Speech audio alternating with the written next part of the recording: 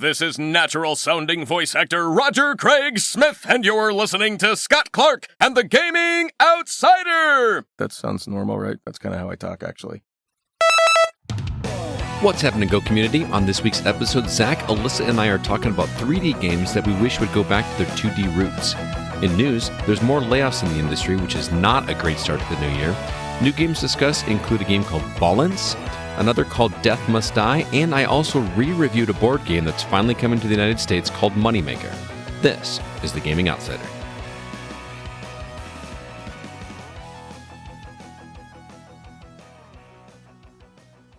Hey guys, if you're in the market for a new gaming chair, I've got a fantastic deal for you. We've partnered with eWin Racing, who produces the most comfortable gaming chair I've ever sat in. They've got them in sizes for all gamers, and the quality is simply incredible. As a listener of the Go, you can get 25% off your order if you use the promo code TGO at checkout when you visit ewinracing.com. You don't have to just take my word for it, however, as multiple members of our community have picked up a chair for themselves, and they love it just as much as I do. You won't be disappointed. eWin Racing, the best gaming chairs out there. Greetings, programs, and welcome to The Gaming Outsider, a video game podcast with a focus on our incredible community, which can be found at thegamingoutsider.com. We also have a community Facebook, which can be found at facebook.com/groups/the GoCast, and even a Discord server. You can find a link for that in the show notes. It is Sunday, January 14th. I'm your host, Scott Clark, and joining me are my friends. First off, Mr. Zack Parkerson. What's up, man? Hey, who's in the playoffs? The Lions are in the playoffs, apparently. They got a bye, first-round bye. Yeah, you're a Lions fan. That's correct, but you're a Packers fan. Yes, I am. The game just got done. I am when we're recording, yes. On cloud 9 right now. The Packers won the wild card game against the Cowboys. They're in the first round of the playoffs, and I could not be more excited right now. So if this is your first podcast, I apologize. I've had lots of Crown Royal today, and I'm not going to apologize, but I just did. He says, while sipping more. Yeah. But that's the way it is. So you guys are getting a raw, unfiltered Scott Clark for this episode, and I hope you enjoy it, because I am on... Oh, man. I'm raw, unfiltered Scott Clark reminds me of when we shared a hotel room together. Yeah, dude. I wouldn't share a bed with you, because I was stubborn and sat on the couch with a long sleeve shirt covering me to keep me warm, because you like it at 63 degrees. Well, yeah, like comfortable. Hey, the colder the better when you're sleeping. And there's the voice of Alyssa White. Alyssa, how you doing? There now then with you two fabulous men. It's been great. CB is not here with us this week. He is working today, so it is just the three of us, but we've got a lot of things to cover. I'm super excited. We are, diving right into 2024. There's so many games coming out, and I feel like I've been playing a lot of catch up, but we're going to get there with the games we've been catching up on. Zach, why don't you kick things off? What have you been playing? Sure. Hot new 2024 release, Grand Theft Auto 3, coming right out of the gate. Whoa, I've never heard of that. Yeah, nice 23-year celebration, Now, are you playing this like on the OG? Are you playing this on the remaster, or how are you playing? I am playing this because I was given the GTA Definitive Edition on Switch as an early birthday gift. When's your birthday? So February 17th. I knew so that. It's pretty early, but it was on sale, so I got it early. Anyway, I'm playing it. It's not as bad as when the Definitive Editions came out, at launch. If you remember, those were pretty terrible. Mm-hmm. San Andreas had the worst of it, though. This is certainly more playable here. There is definitely still some problems that you wouldn't expect from a PS2 game. Just in terms of like weird kind of technical issues, but overall, it's super fun. I mean, it's a classic game. It's only like 10 or so missions in, which is more of the game than you would remember, because I think when we played it all on PS2, who did the missions, right? I don't know. I never played it, so yeah. Well, I mean, I've beaten it a few times, but the important point was I remember the whole map, man. It's great. They added this GPS tracker. No, thank you. I don't need it. No. I just know where you're going. You just absolutely. I was the right age, me and my brothers, for this game. Yeah, so it's perfectly playable, and the Switch has the advantage of, because it's a Nintendo platform, the fact that the character models look kind of weird and cartoony. I'm like, but it's the Switch. It's Nintendo. It can pass. Yes, exactly. Because they redid all the art for the characters. They all kind of look like action figures or something. It's very strange. Like, did they look like that back in the day? Because I don't. No. They did. They've smoothed them out and shiny them up here, but not in a way to like make the graphics more realistic. It almost makes it look more cartoonish. Oh, but you just have to adjust your eyes. It's really weird playing Grand Theft Auto 3 with the ability to use a camera. Because there was no camera, right analog stick camera control in the original game. how did you control the camera? It just followed your back. There was no way did it do like the Zelda thing where like you press the Z button and like center yourself? I believe, yeah, or you could like lock onto an NPC or whatever to readjust your appearance, or when you're driving around, the camera is just like hard locked to the back of your vehicle. Mm. Yeah, me and my cousin played that game, but all we did was steal vehicles from people and run them over. We didn't actually play the game, so I feel like that's what a lot of people did with Grand Theft Auto. Absolutely, which is a shame because the missions are fun. You just have to not much of an exquisite story in the GTA 3. So does it hold up though? Is that a game that like you feel like still holds up in 2024, or is it like a product of its time? It is interesting that you say this because I was thinking about this, and I don't know if anybody could play it for the first time and be like, "Well, this is amazing." Yeah, because I'm playing it, but I have all of the nostalgia. I have the advantage of growing up as the medium was evolving in this way. Right. So to me, I'm like, dude, this is amazing. And even the small things of like being able to free aim or having a weapon wheel, I'm like, oh, they cleaned up so much. It's so modern now. But then I really was like, well, I'm trying to think though, if I was 19 right now coming to GTA 3 for the first time, having already probably played GTA 5, would this be, I don't know, you'd have to really be invested in the history, I think, of video games or Grand Theft Auto. Okay.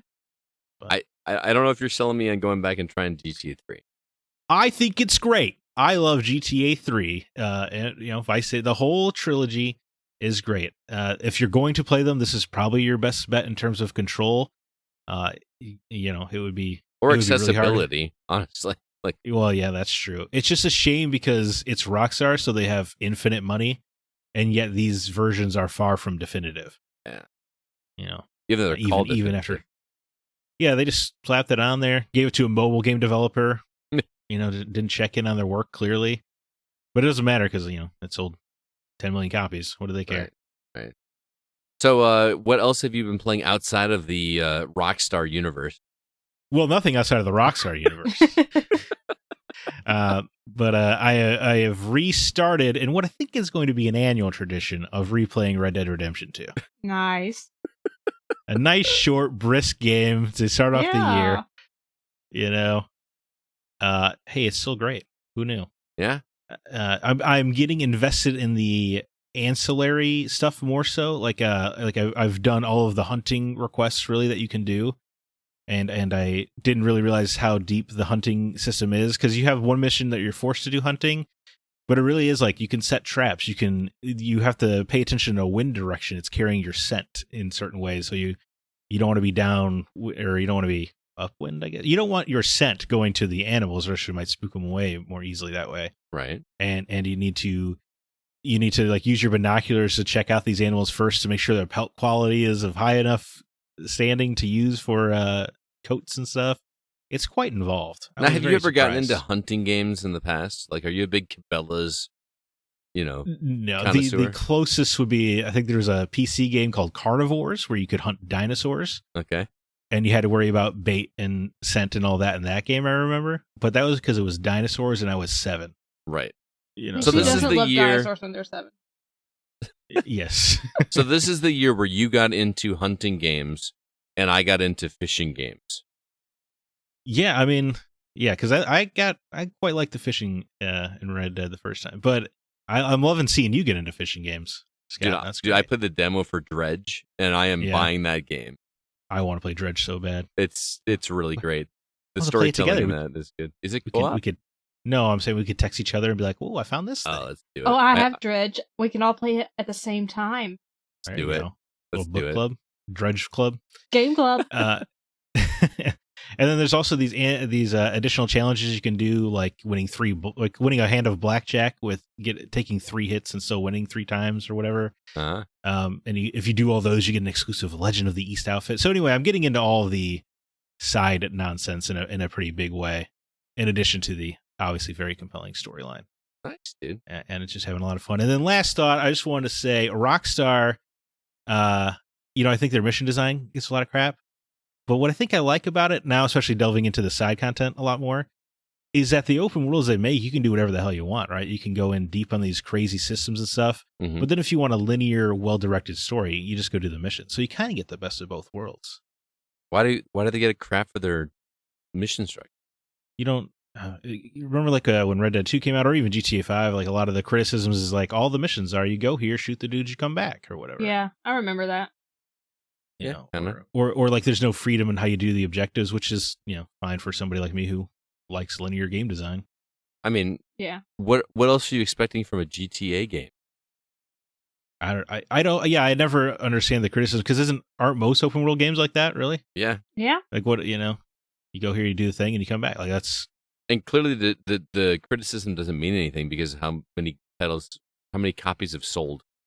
Right, GTA 5 selling to 140 million copies or whatever. It's still like in the top 10. Yeah.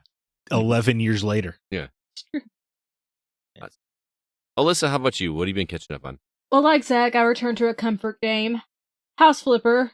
I did purchase the Luxury Flipper DLC, which is where you get to fix up rich people's houses, which I haven't done a mansion or anything yet. I've just done like penthouses and helping the rich get richer. I see. But they've changed some stuff though, which actually surprised me because now there's voice acting in this DLC. I'm like, where did this come from? There are like little cutscenes before you start, and it's the homeowner telling you like what they want done, and it shows you the property beforehand. And I'm like, okay, this is a little unusual. There's some voice acting and character models here. And then you go to do the game, and there's some added mechanics, but they don't tell you how to do those. Like, you have to change stairs or modify walls, and they don't tell you how to do that. I had to go online to look how to do that up, because I'm like, how do I change the stairs? Never had to do this before. Okay. I'm just trying to figure out why House Flipper felt the need to add cutscenes. I don't know, actually. It was very jarring for me. Like, when I clicked on the first house, and I started getting a cutscene, I'm like, what? This is new. I'm used to just... It'd be one thing if, like, you're flipping houses for Schwarzenegger or something, and he swings by for a cameo voice role. Is it like the intro to Cribs?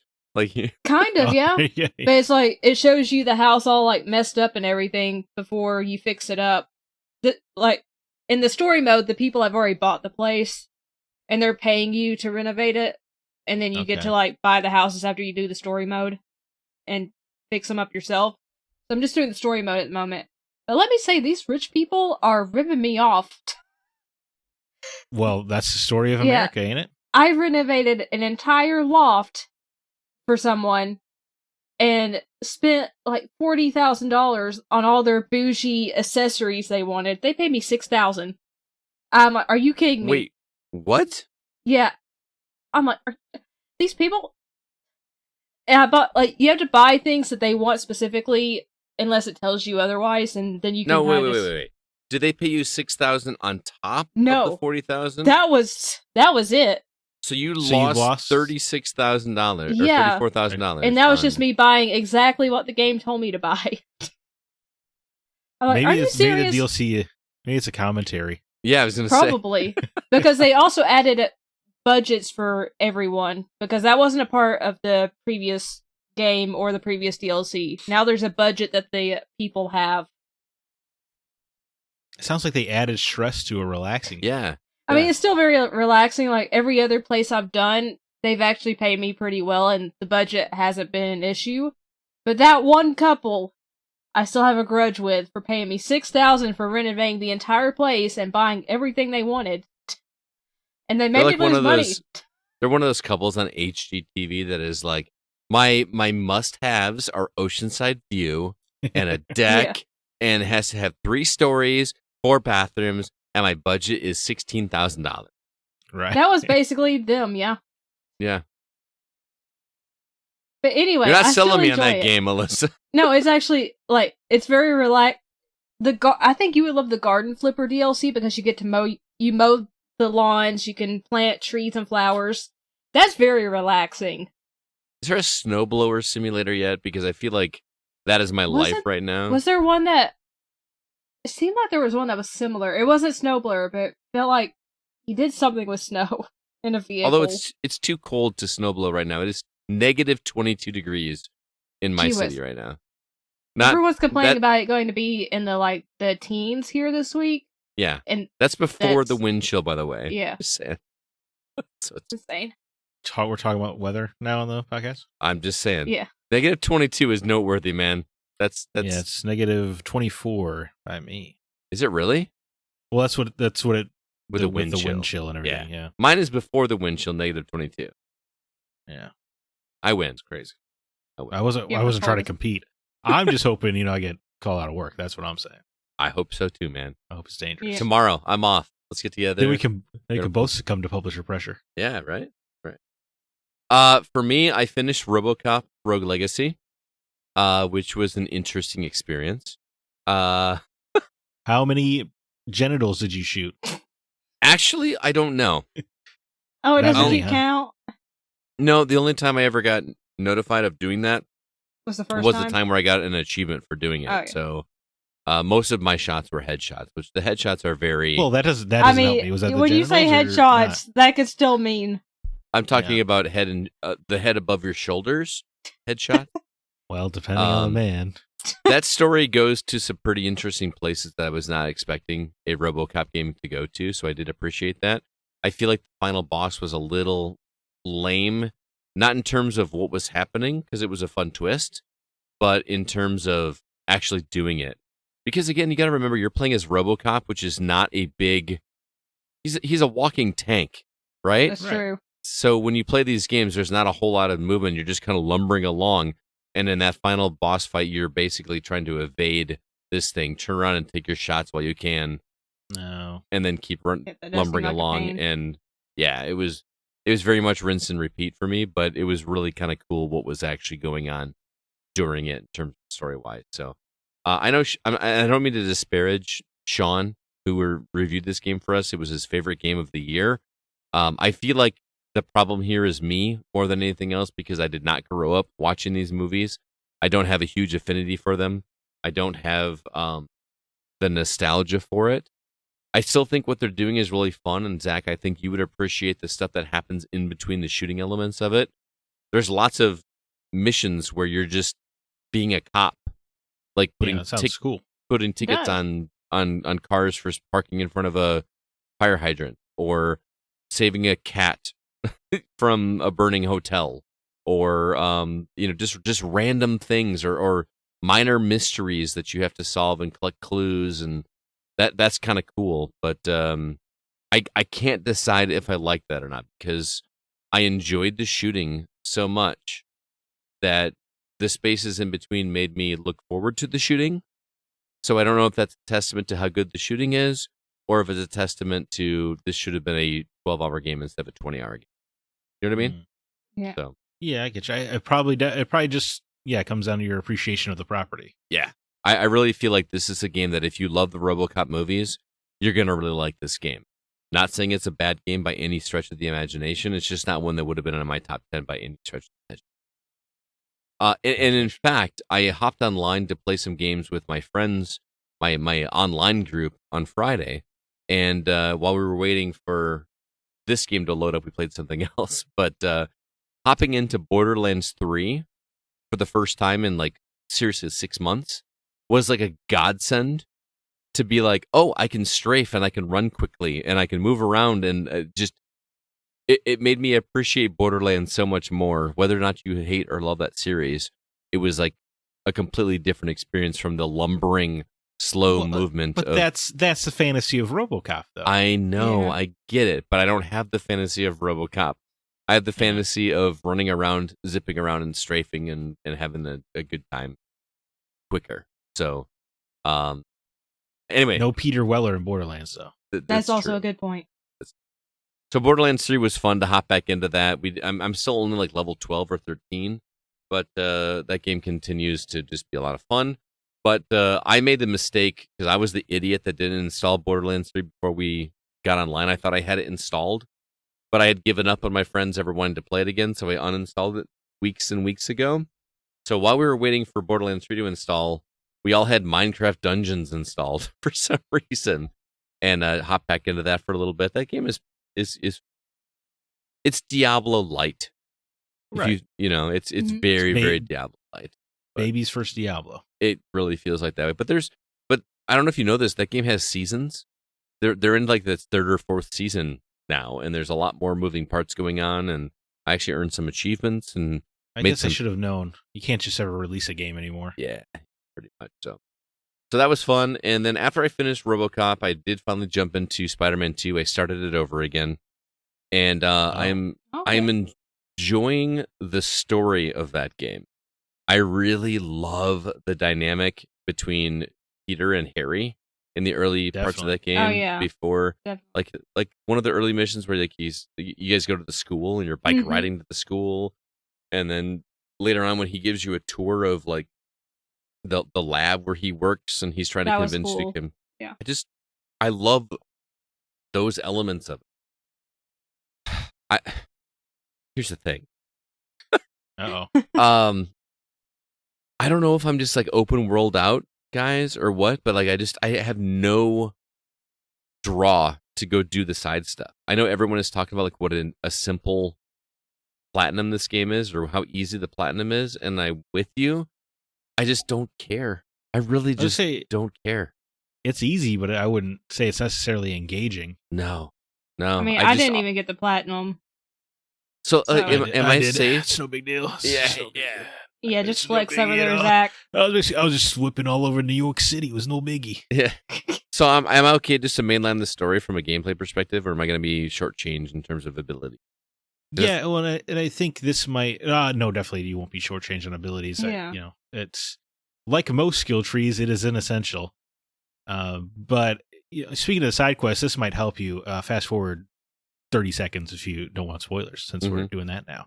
At the end of every side quest of Spider-Man 2 is basically just a teaser for something happening in Spider-Man 3 or DLC. That's true. So there's really the storyline incentive isn't even there in that way either, like it was in the first game. No, there's no resolution at the end of any of those chains. Oh, okay. So it's all just teasing you for the next game. Yeah, which is frustrating, I feel. I did I like will one side quest though. The Well, museum. yeah. All the stuff with Wraith, I think, is worth doing, but that's listed as an actual side mission, not a collectible. Yeah, that's true. Because some of that was some of my favorite story in the game. I will say, I was pleasantly surprised. Again, I'm going to try to dance, but there's a scene towards the beginning of the game where there is some large ships that are transporting certain individuals. Am I sure? I know what you're talking about. I don't really know if that's a spoiler. It doesn't matter. It doesn't matter. Okay. Yeah. It would have been a spoiler to me. I had no idea. Oh, okay. So I was kind of surprised. That was an interesting way to take it, and I kind of wonder if it's going a certain direction in terms of a certain group of villains in the future. If that makes sense. Am I making? No. Oh. Not to me. I thought one of those villains from that ship area was part of a particular group. Oh yeah. Okay. Yes. Is it? So it's not going that direction? I don't think so. Oh, okay. All right. Anyway, I'm enjoying the story of that game, but if I'm being directly honest, I know this was some of y'all's top 10 game or whatever. I think the game is very well made. I'm just not having as much fun as I was in the original. Like, I don't feel compelled to play it. Like, if there's a new game coming out this week, I'm going to play that over this just for sheer fun. Do you think that is because this is the third Spider-Man game in 5 years, or do you think you're just like superheroed out, or is it the actual like structure of the game, like you're saying, open world stuff? I don't think it's the structure of the game, because 15 years ago when I was playing Assassin's Creed and I could not do everything on the map, that's what I did. And this game is structured for 10 or 15 year ago Scott Clark. Right. And I just couldn't, and I think that might be part of the struggle, is I want to go through and see the story, but I can't not do the side stuff. You know what I mean? Yeah, So it's not I a know. fault of the game. It's there. It's just like I wish there were like just a mainline mode that didn't bother me with like all the crimes and stuff going on, because I just don't want to do it. I don't care. I don't enjoy the combat as much as I did from the first game. And I don't know if that's because it was fresh and new and it was like, I'm playing a Spider-Man game. Mhm. And I don't Right. I don't feel like it's burnout because I didn't even play Miles Morales. I played the opening mission of Miles Morales and never finished the game. Oh wow. So So- that might just speak to your interest, in these games then, Yeah. right? If you didn't feel compelled to play more Miles, even. Right. But I felt compelled to do everything in Spider-Man 2019. That's 19? 2018, Yeah, but 2018. that game had a pretty severe advantage, right? In all of our minds of it was kind of the first big AAA Yeah. Spider-Man game. you Yeah. know? And it was a Sony first party thing. I don't know, it just all felt really exciting. It was easy to get caught up in, and the fact that it was like genuinely great. It was all very surprising, all very exciting. Yeah, I think it was easy to get caught up in it. exactly. But I mean, the some of the story beats in Spider-Man 2 were just so good. Like even the flashbacks with Aunt May, like when he does yeah. the thing in the wall. You know what I'm talking about? Sure. Yeah. I just that stuff is just so great to see. And I don't know. I know how old Yuri Lowenthal is. I'm finding it a little bit more difficult to buy him as a 25-year-old kid. I mean, I know 25-year-old and kid seems oxymoronic, but you know what I mean? He didn't sound Yes, he didn't sound he's 25. starting to sound. I understand. I got a little bit of that as well. yeah. It was easier to buy when the mask is on. Right. That's true. When he's walking around as Peter Parker, it's like that's not the same. Like voice. you're not a 25-year-old man. And it doesn't. I don't want to excite the forums of the internet, but I feel like this new younger face makes it even harder to buy. Is that I what feel it like is? Yeah. That first original face, I think, matched Yuri's voice more. Okay. The last thing I've been playing, guys, I have a new obsession. Obsession. I am surprised to hear Yeah. this. So I played Baldur's Gate 3 back when it released on my Steam Deck, and I have decided to jump back into it on Xbox. And I think the thing that has drawn me back to this is playing it with somebody. And I've set a date, like I've got Sunday morning as my time to play Baldur's Gate 3 with Kevin, our producer, who is obsessed with this game. Actually obsessed with this game. He's on his like second or third time through this game. Well, and Kevin is a DM, Yes. right? Yes. I had as much as I enjoyed and appreciated the game, I will admit that I struggled with it getting its hooks in me to keep me playing. And now that I have like almost like a Sherpa to kind of Yes. guide me through Oh, and make me understand the things that I'm not understanding from the D&D world, it makes it so much better. And also, I learned that I totally forewent one of the available characters in your party in like the first opening mission. You have the ability to rescue this person at the beginning of the game, and I just totally skipped it for some reason, so I didn't have this person in my party. Oh. But anyway, so but how cool is it that the game lets you not get that person? yeah, Yeah. that's what's really freaking cool about this game is like you can do anything you want to. So we decided to play some co-op because we played a little bit co-op, but just barely any co-op. But we really got into it. We literally scheduled today to get up and play together at 6 o'clock in the morning today, and we played for about 5 hours. 6 hours we played, and it was glorious, guys. This game deserves the Game of the Year nominations for just how intricate and how much freedom you have in Baldur's Gate. It's just absolutely insane. It's really, man, really freaking great. I'm gonna have to play this game, aren't I? You really are going to have to play this Yeah. game. I came across the infamous scene in Baldur's Gate 3. if With you the know- bear? Oh. Yes. No, it wasn't a bear. Is it a bugbear? Or it's a druid Yeah. as a bear and Yeah. a female ogre? Yeah. Came across that. Sounds pretty cool. It was pretty cool. No, but I'm playing.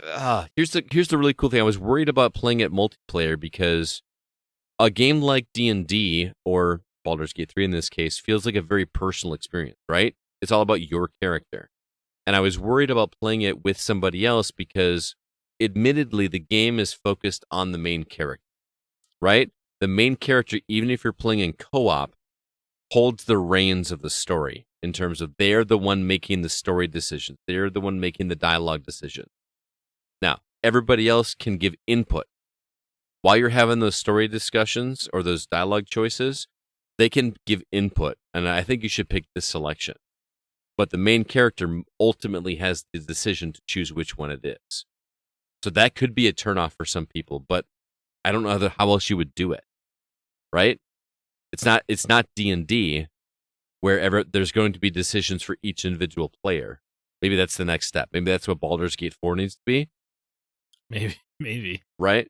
But yeah. It doesn't matter. I'm lucky enough to be playing with Kevin, who's played through the game already, and he wants me to have the experience he had. And he's really good about not spoiling anything. The closest he's gotten to spoiling anything is just like, hey, you may want to consider saving right now. You know what I'm saying? And that for you, that's the Sherpa thing you're talking about, right? Where it's not really spoiling it, it's just alerting you, right? Right. But I wish that the game would allow the second player to save the game for the party. Because it would be so much cooler if you were able to secretly save the game without me knowing that something was coming in. That's a very specific thing to want, though. I think it's valid, though, man. I think it's very valid because I think a lot of people that are playing this game together, the second person is someone that's played through the story already. Do you think that is really a majority, though? For people that are playing co-op, I would say yes.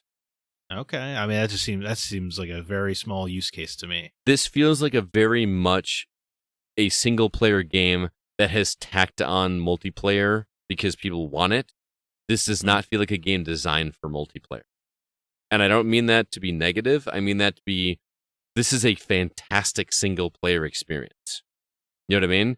You don't have to play it with multiple people, and you have to have a lot of patience to play it multiplayer because just like in D&D, you have to wait your turn. It's not like playing Final Fantasy where you get to control the actions of each person in your party. You are waiting for the other person to do whatever they do, and you're not necessarily seeing their selection. You just see what they do when they finally decide to do it. So you were sitting there waiting for them. Right. They're just staring there doing nothing, and all of a sudden they do something. Does a person in the one player role, do you choose all the extra party members' attacks and stuff? No, here's how it worked with Kevin and I. The way Kevin and I played it is there are my character and Kevin's character, which are ones that we created for ourselves.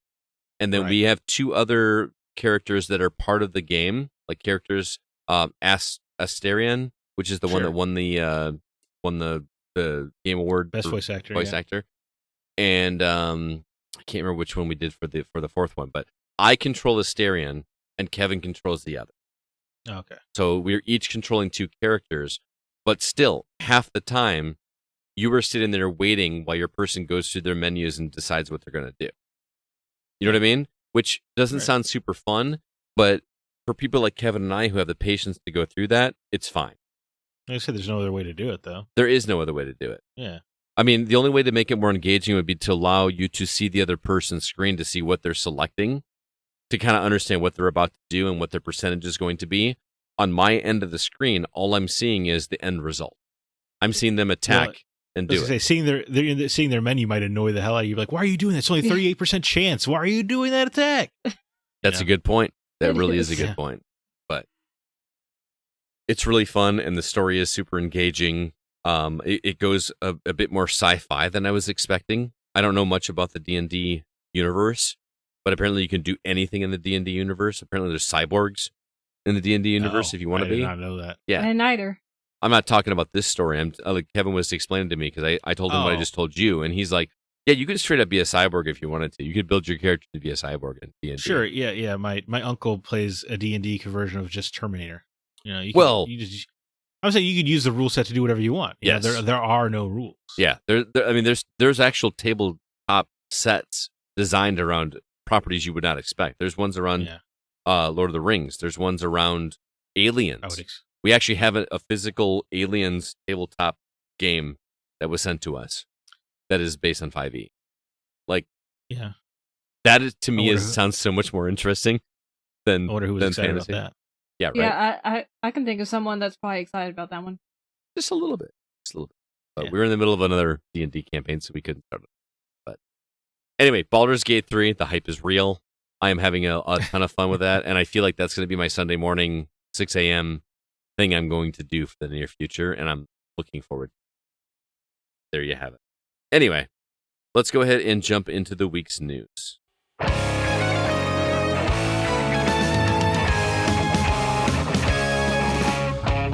All right, so we got a couple new trailers to talk about. First off, Sun and Bone is in a PS5 exclusive coming in 2024. Also, Nintendo Switch Online announced that for the expansion pass, they're adding Golden Sun and Golden Sun The Lost Age to the GBA portion of that platform. Also, an Atari 400 Mini is coming in the near future. Discord and Twitch both announced layoffs this week. Can't talk about news without talking about bad news, right? And then producer Yoshida says that a younger team should take on Final Fantasy 17. Some interesting things to talk about. Alyssa, where would you like to start? I'm just going to go with Yoshida saying a younger team should take on Final Fantasy 17. He was interviewed by the Academy of Interactive Arts and Sciences recently. No decisions have been made yet, but he implied he won't be taking on the next mainline title in the series, and he is quoted as saying, "I've had the chance to work on 2 of these, Final Fantasy XIV and Final Fantasy XVI, so maybe it's time for someone new, you know, instead of having the same old guys handle the next one. I think in some ways it would be good to look to the future and bring in a younger generation with more youthful sensibilities to make a new Final Fantasy with challenges that suit today's world. The series is all about challenging what's been done before. While I'm certainly not looking to pick a fight with the older games, we all make Final Fantasy games thinking mine will be the most fun." I thought this was interesting to talk about because, number one, I haven't even thought about Final Fantasy 17 at this point. Like I'm so geared for Final Fantasy 7 Rebirth. Yeah. And I just got done with Final Fantasy 16. Like I just feel like 17 is so like 5-6 years in the future at this point, right? Oh, probably. But I was intrigued by the idea that the old producers are saying it's time for somebody else to take the reins. I thought this was interesting to talk about. Zach, what are your thoughts? Yeah, I think getting some fresh blood in there with perhaps the appropriate level of reverence for the originals would be exciting, you know? 'Cause I would assume that most of the people making Final Fantasy, like Yoshi P, probably grew up in the 8-bit or 16-bit era, right? Mm-hmm. So it'd be interesting to see a young team. Perhaps they were introduced like around Final Fantasy 10 or 12 or something like that.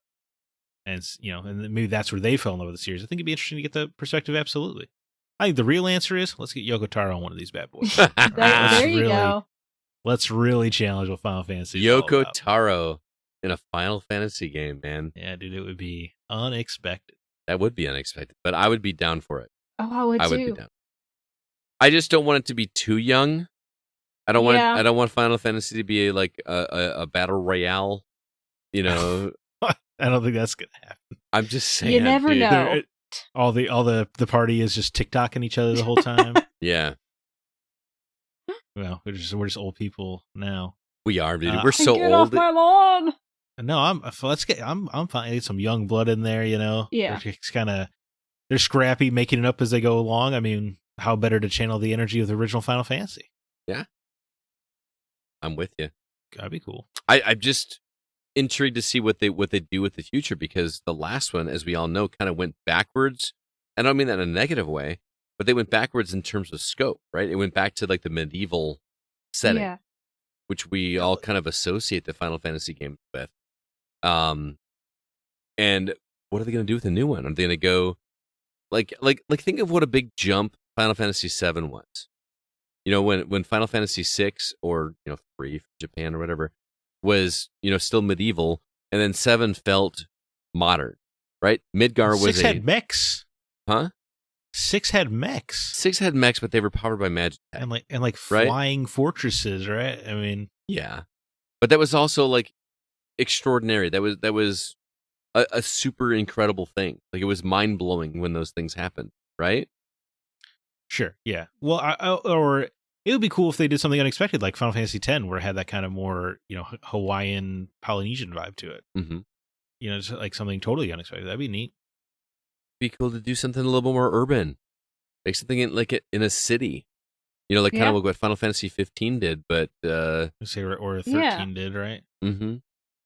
But make it straight up, I don't know. I've been thinking about with my Baldur's Gate 3 experience and my experience with D&D, how fun would it be to do a D&D experience where it was just modern day stuff? You know what I mean? Where you don't have magic, you don't have a massive sword that's the size of Texas. You just have, you're a normal person with normal stuff, and you just happen to be stronger than somebody else. That would be really interesting. Go back to its roots.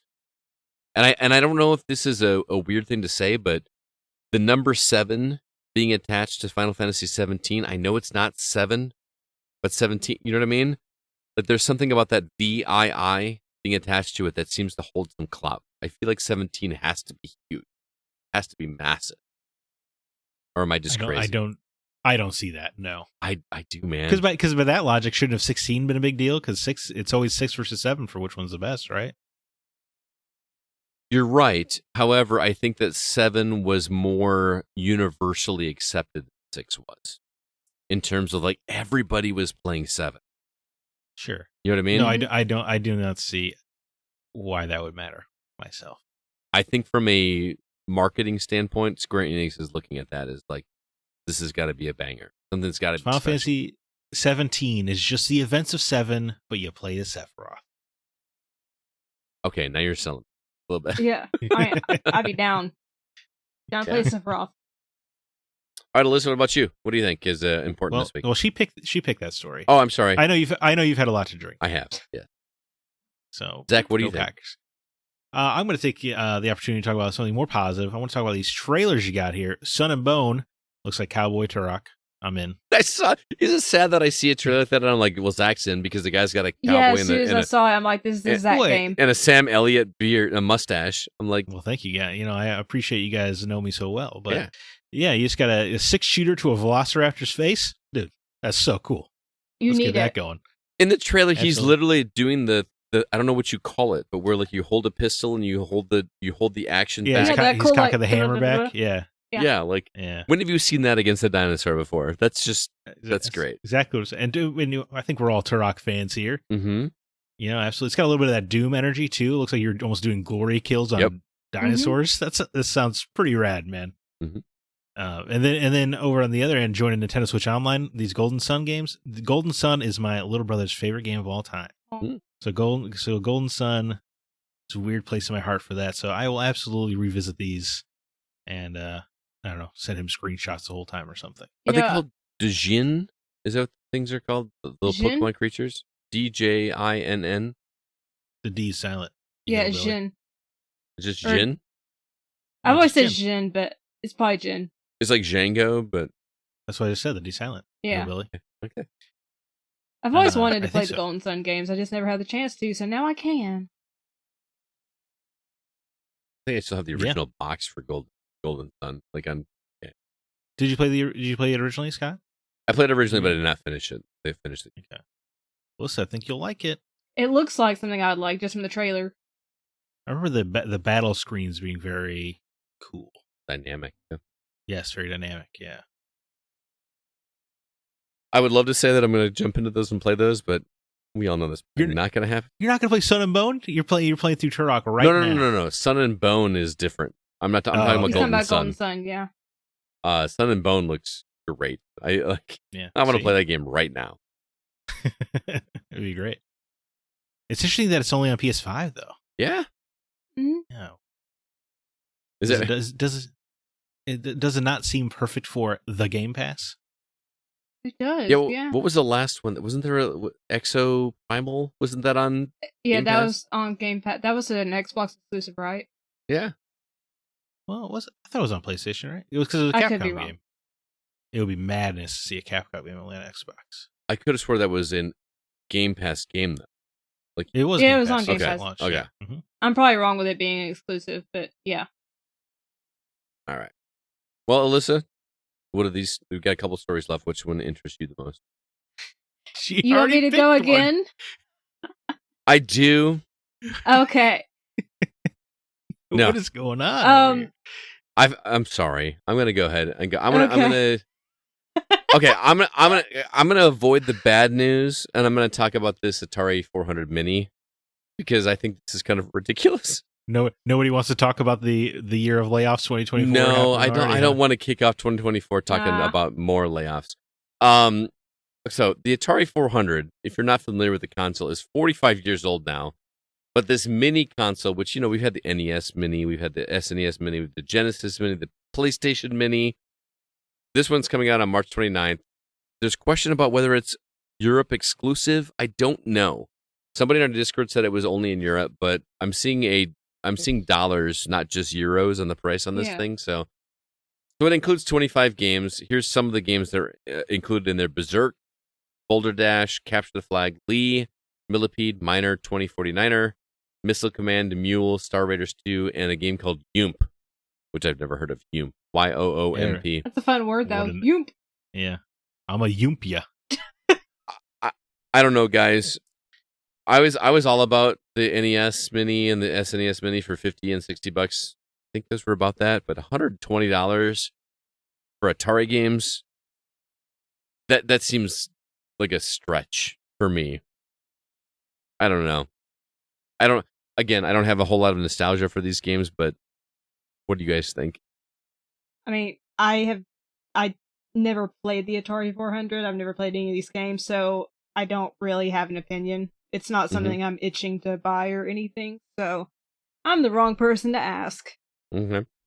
Yeah, for these kind of things, you got to price them right. $120 just is not the right price. That is not. It does seem expensive, though.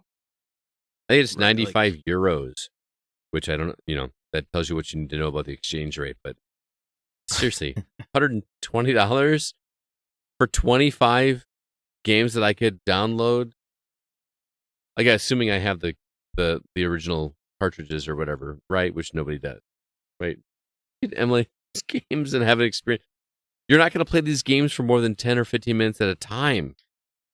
Well, I feel like even if you were a diehard Atari 400 person, I just don't. It's just so expensive. If you're a diehard Atari 400 person, you already have these games. Maybe, I don't know, maybe you're an old man, you're getting back into video games. You're like, finally, this is perfect, my entry point. This reminds me of when I was a youngster. The funny thing is, I love Capture the Flag. Did you see the original, the original design of it? It looks like the original Atari 400. Yeah, just like but it's still like a lot of space. The thing was cool about the NES and the SNES Classic and the Genesis. Mini. They were small. Yeah. Granted, these are smaller. But why do you need to have a big honking thing with a keyboard looking thing and all that? Like, just give me a box. I don't know. Yeah, I mean, also those were less than half the price and had significantly better games. Mm-hmm. I mean, I don't want to play Missile Command ever again, guys. I'm sorry. I really don't. Millipede, it was fun back in the day when that's all we had. Hey, man, look, I'm not disparaging these games, but they're no. I am Super Mario Brothers, right? Scotch is like, I am. I'll disparage them.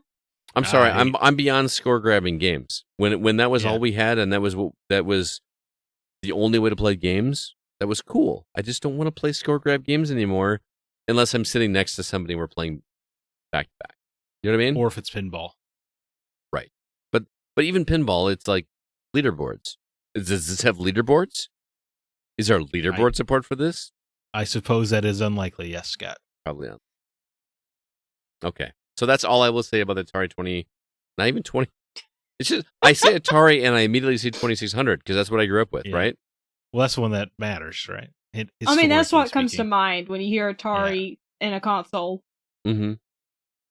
It is the Atari that will be ever important. I agree. Okay. Let's move on from the news and talk about some quick housekeeping and talk about Patreon. We got some bonus episodes for those people that contribute to our Patreon each month. You can get those extra bonus episodes for as little as $3 per month, or if you'd like two of them, you can do $5 per month. Zach, you want to let everybody know what's available for people to listen to right now if they contribute to the Patreon? Do I channel my inner CB voice first? Sure. He's hey, I love your impressions. Do it. I don't know if I have. So patrons at $3 a month. No, you just got to whisper into the microphone, but not do whisper. ASMR.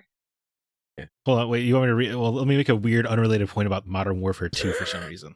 How about that? Did that work out? And this is where we find out if CB actually listens to the episodes that he's not on. I thought we determined he does. Anyway, CB, what's currently available, we got a Desert Island Games coming up, that's out with Jay Henry, one of our Patreon contributors. There's also a Break the Seal, the Super Mario RPG, with Kevin Huntingford and David Newman, using the remake as the correct opportunity. Mm-hmm. And then upcoming is, I guess kind of a monumental episode, Desert Island Games with Paul Hine as a special host, because Scott and myself will be doing our Desert Island game picks. Yes. If you'd like to hear not only what our top games of all time, but also what games we would choose to have if we were stuck on a desert island for a long period of time. I'm looking forward to that episode, man. It's going to be really, I want to say eye-opening, but I feel like I know what your list is already. So, on the desert island, or on the top games of all time? I can kind of guess the top games as well. They're listed on the site. I know, but I have them imprinted in my mind, though. Well, that's beautiful. Are you going to listen to the episode, Alyssa? Oh, yeah. I'll listen. I don't know if I believe her. I will do it, sir. Anyway, you can find all of that at patreon.com/thegocast. All right, well, let's go ahead and jump into the new games that we've been playing.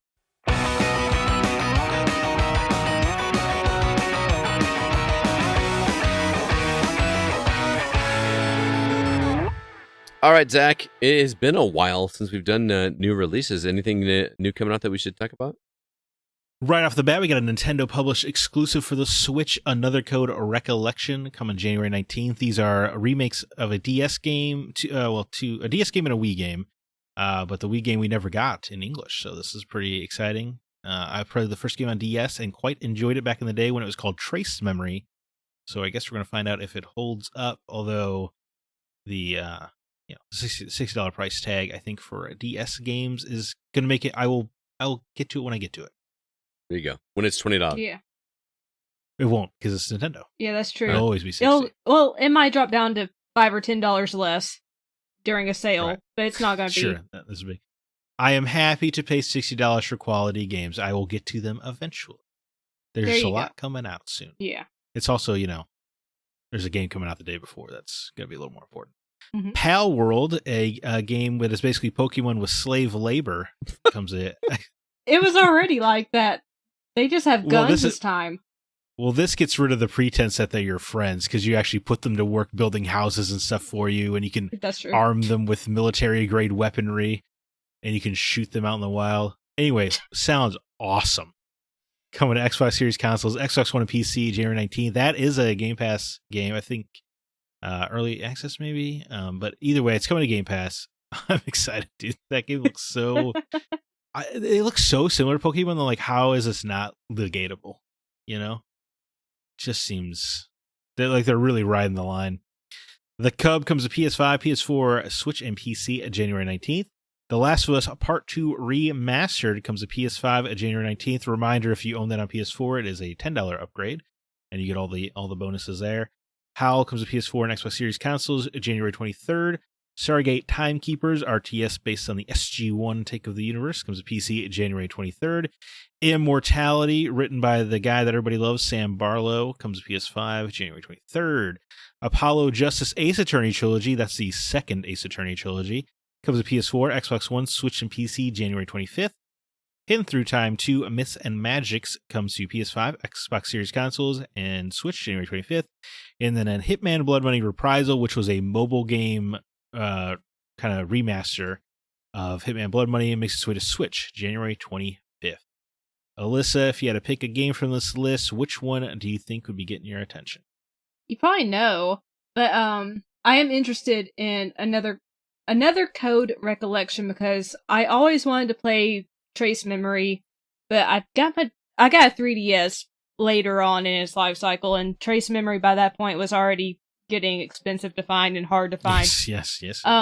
So I really do want to play these games. $60 is a high price tag, so it'll probably be a bit before I play it, but I do want to play these games because they look so interesting, and since the sequel was never released here until now, definitely sounds intriguing. I watched the trailer, it looks right up my alley, and that's really the game or games that have piqued my interest this week. So that's what I'm looking forward to eventually. There's something interesting about that sequel we never get to play, because in the original game she's like 13, and then the sequel she's older. So I don't know. It just seems like in the trailer it said she's 16 in the sequel. Okay, so you get to see her a little more grown up. That sounds interesting to me, but I don't know. Yeah, I'll get to it. Do you guys ever play Hotel Dusk Room 215? I did. I would love for that, but also that would be a little bit harder to bring over because you had to hold it like a book. That was the greatest thing about that. It was like, when has that ever been done before? One, I love the art style. It was like a hand scratchy pencil look. Yeah. Yeah. So maybe this Trace Memory or Another Code collection will pave the road for that. That'd be great. It would be. What about you, Scott? Anything on this list calling your name? Nope. What if you had to? Gun to your dagger of time to your neck. What would you pick? I mean, gun to my head, I would go through and play through Last of Us Part 2 again, but I would feel really bad about, even though I own it and I could just pay $10 to play it again with the remastered version. I still don't feel right about that. Like, that game is 3 years old. I shouldn't have to pay $10 to play that game again. Well, you don't. You can just play it on the PS4 version, right? I could. For me, the $10 is justifiable in this one because it's got like the roguelike mode that they added. I'm not going to play that. And no, I understand. Yeah. I'm saying that there is actual value in this upgrade path, unlike other ones. I'm just trying to say we cut PlayStation enough that I'm happy to give them credit where it's due. I think $10 is fair. You also get access to those the like behind the scenes levels that weren't finished or whatever. Like I think there's exciting stuff that warrants the changing your Blu-ray disc to a 4K disc, basically. You know. I mean, to be fair, that's the one I chose, right? That's the right. That's, I'm not like crapping on Sony for this. No, pick. I'm just saying it's been so recent since I played that. I don't feel the need to go through and replay it again. Like with the other remakes we had this year, like Dead Space and Resident Evil 4. It's been a while since I've played those, so I wanted to replay those. And maybe because Last of Us Part 2 was so heavy, I don't feel the need to rush out and play it again right away. But that's probably, I mean, out of everything else on the list, that's probably the one that I would go for. I know. I think back to when the PS3 went to PS4, though, and how often I feel like everybody went for those remasters, even though they were only a year apart. Right. You know, like Tomb Raider, Last of Us, and GTA 5 all had remasters a year or less from their original release. Yeah, but didn't you get those without paying for them? Like, you could play Last of Us. I played Last of Us for free. Well, that was included in PlayStation Plus eventually. No, I had Last of Us on PS3, and they gave me the Last of Us remastered free when I upgraded it. Your PS3 disc worked in the PS4? I was doing digital. Oh, okay. So, like, they just let me use the upgraded version of it. Oh, I mean, I misremembered. I thought it was an upgrade fee. I thought so, too. That was incorrect. I could have swore it was. Because it had the DLC included and everything. I don't remember. I've also never played the DLC, so maybe I was not playing the full version. Maybe I was just playing the up-res version of the original game. Well, I don't think that's how that worked. It was a whole separate client. Man, I swear I never paid for additional money for when I played last. Again, I'm saying that could be true, but it doesn't. I don't remember that. That's okay. Someone's gonna fact check us. It's gonna be on the notes. We'll know. Yeah. But really, you're gonna be playing Prince of Persia, I presume. Yes, Prince of Persia, and yeah. Go ahead, judge me, man. Go ahead, bring it.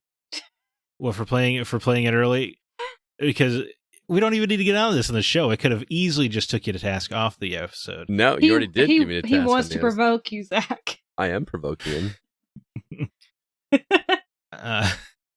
Scott's being the troublemaker this week. That is right.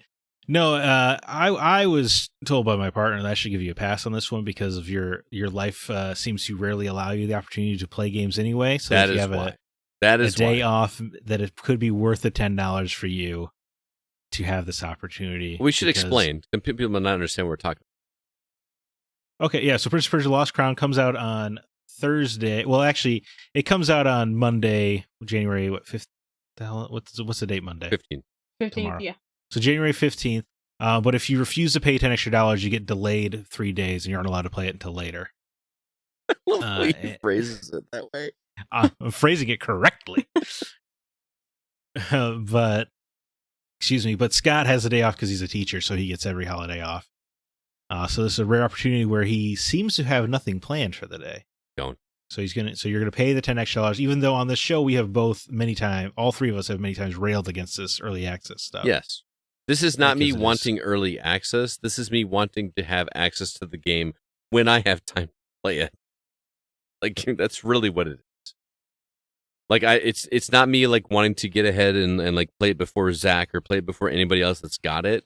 It's just that like I know I'm not gonna have enough time to play it because of how busy my entire month of February, every weekend is something booked. Literally every weekend something's booked. Friday and Saturday. And it's crazy, man. Yeah. But on the bright side, my last DJ show is February 24th. I'm done DJing after that. Like, done. Getting rid of the business. So, that's done. But this Monday, again, tomorrow, nothing going on. So, for me, it's worth paying the $10. Not for early access, but because this is one of the times that I actually have time to play it before things get nuts. And I want to get as much progress in this game as I can before I'm not going to have time. Well, I think it might be the Prince of Persia game for you, being a 2D gear gated game, which is like your genre, Why don't you just call it a gear gated game, man? Why do you gotta quantify it as 2D? Because to you specifically, you like the 2D versions more than a 3D version. It's just a gear gated game, man. You gotta no, put because every time this is because every time you say gear gated, for some reason you have to say gear gated 2D adventure game or whatever, and make me look like a fool, the Jeff Kanata. I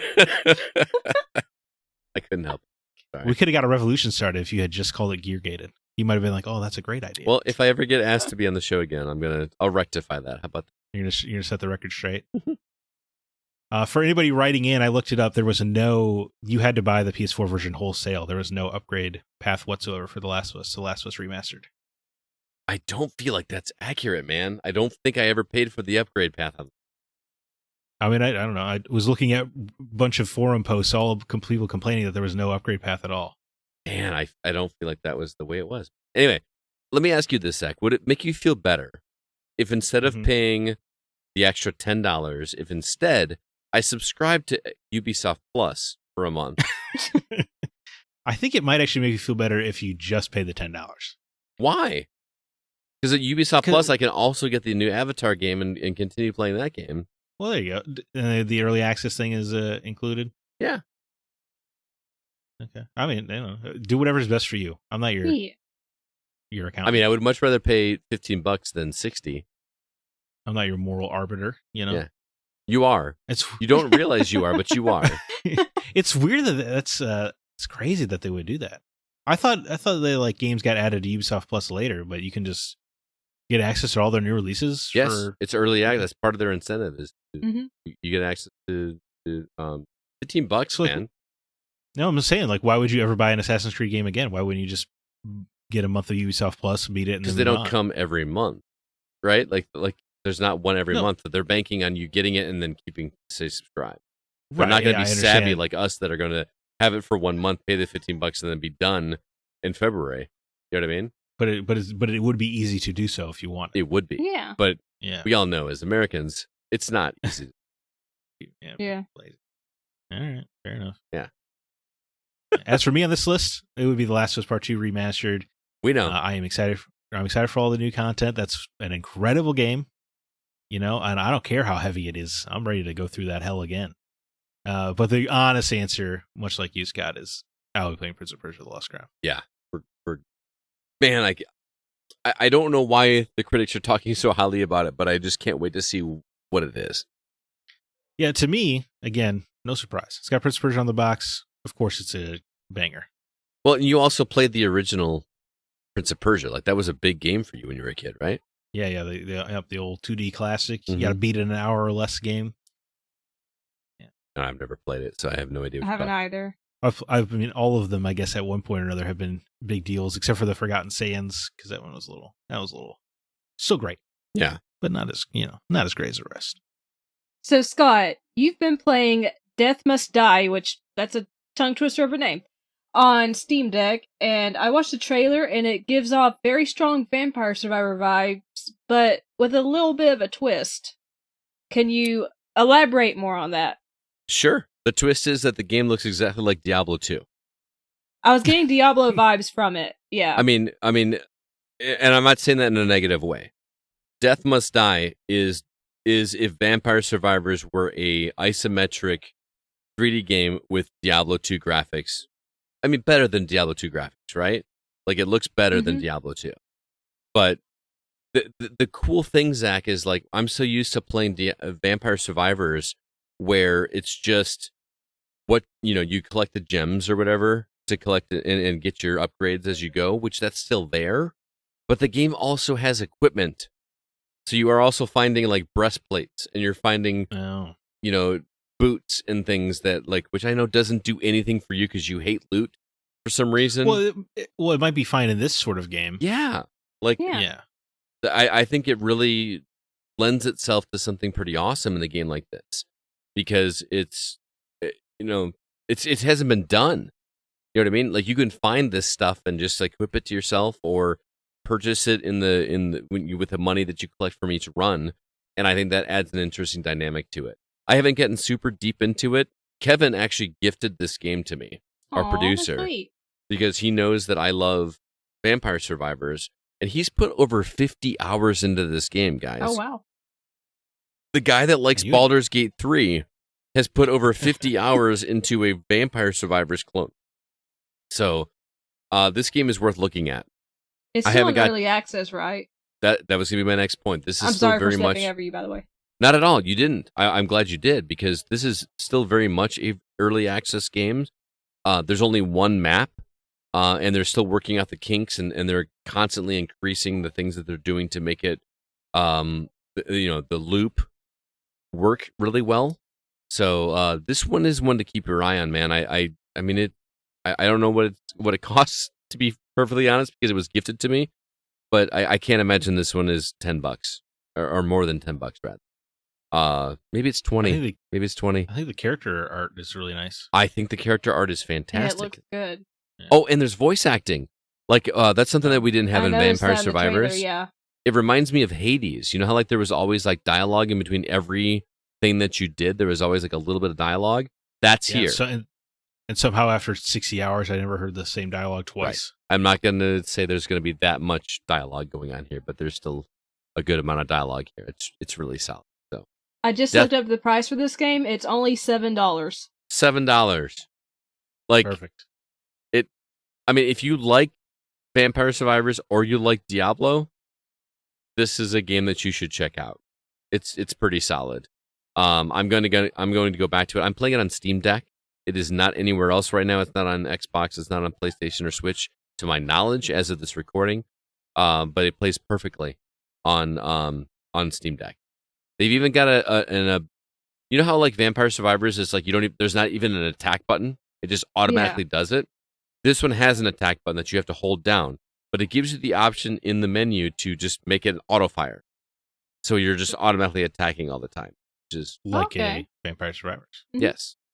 So. What is it? What do you think? Well, obviously the inevitable name of this genre will just be Survivors-like, because nobody has a creativity bone in their body, despite all these critics apparently being writers. But what do you think? We got to come up with something, guys. The first thing was auto attacker, but that just feels a little, I don't know, weird. Boy, I don't know. I feel like rogue has to be in there in some aspect. How many rogues can we have? You can't argue that it's not a rogue, right? It's a rogue-like or a rogue-esque or rogue.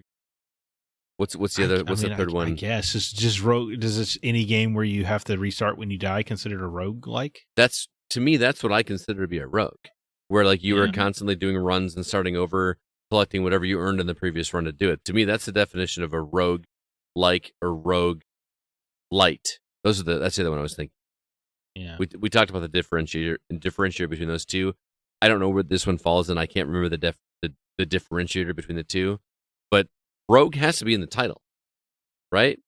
Like it's because it needs to reference that game Rogue that everyone has played and loved and adored. No right? one's played Rogue. I've not played Rogue. Yes, exactly. No. That's why the genre name is nonsense. But no, it's not, man. Just because Yes, we've it not is. played a game, because I haven't played the base game that it was based on, does not mean I should not call it that. If no one's ever I'm played, saying, but this same logic, every first-person shooter forever should be called a Dooms-like or a Wolfenstein-like.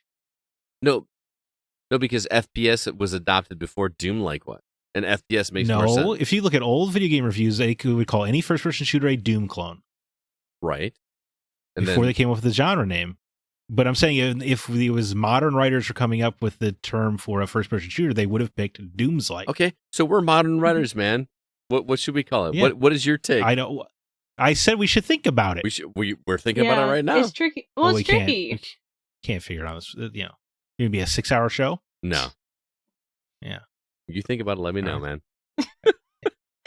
Let's Now brainstorm there's it. pressure. Death must I die. think If you like fighting now. no, we're not. If you like Vampire Survivors and or Diablo, it's definitely worth playing. So you've been playing a Monopoly like lately. Also known as a board game, Money Maker. You talked about this one. Oh man, like a year? 4 years ago, man. It was 4 before I years was on here ago? because I Yep. don't remember it.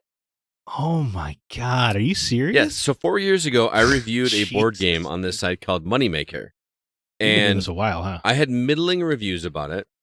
I played it with CB and his neighbor. Like, the three of us tried to figure this game out. We had fun with it, but it just didn't click. And the developer actually contacted me a couple months ago and said, "Hey, listen, this game was only released in the Netherlands. I believe it's the Netherlands, if not Netherlands, in Europe. And we're finally releasing it in the US. We've got a Kickstarter coming up where we're going to be releasing this in the United States. And you reviewed it for us in the past. We've updated the rules to make it a little bit more user friendly and easier. Can we send you another copy? And would you review it again for us?" And I'm like, "Yeah, absolutely." So this time around, they sent me another copy. And instead of playing with CB, I decided to play it with my normal board game buddies, who are, and I'm not knocking CB by saying this, but my group of board game buddies are like, one's an engineer, two of them are engineers, one of them is an accountant, one of them is an IT guy.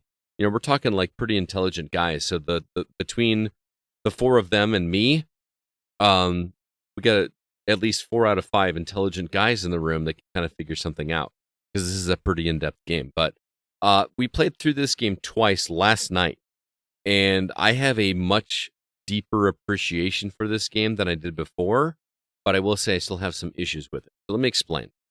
Moneymaker is a game where you are the banker. Everybody is their own bank. So Zach's going to love this game. This is capitalism in cardboard form, right?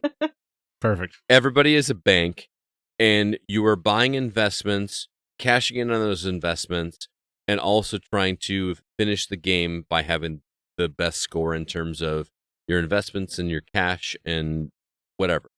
This is a Monopoly-like. It is kind of like Monopoly. However, it works a little bit backwards from Monopoly, because Okay. instead of buying things with cash, you are buying things with credit, which is something I've never done in a game before. So at the beginning of the game, you have 0 money, but you have this giant pile of tiles of credit. So like when you buy something, you're buying something by putting credit on the board in order to pay for it. So now I am in debt right off the bat of this Just game. like real life. That's kind of the thing they're going for, which is really Yeah. clever, right?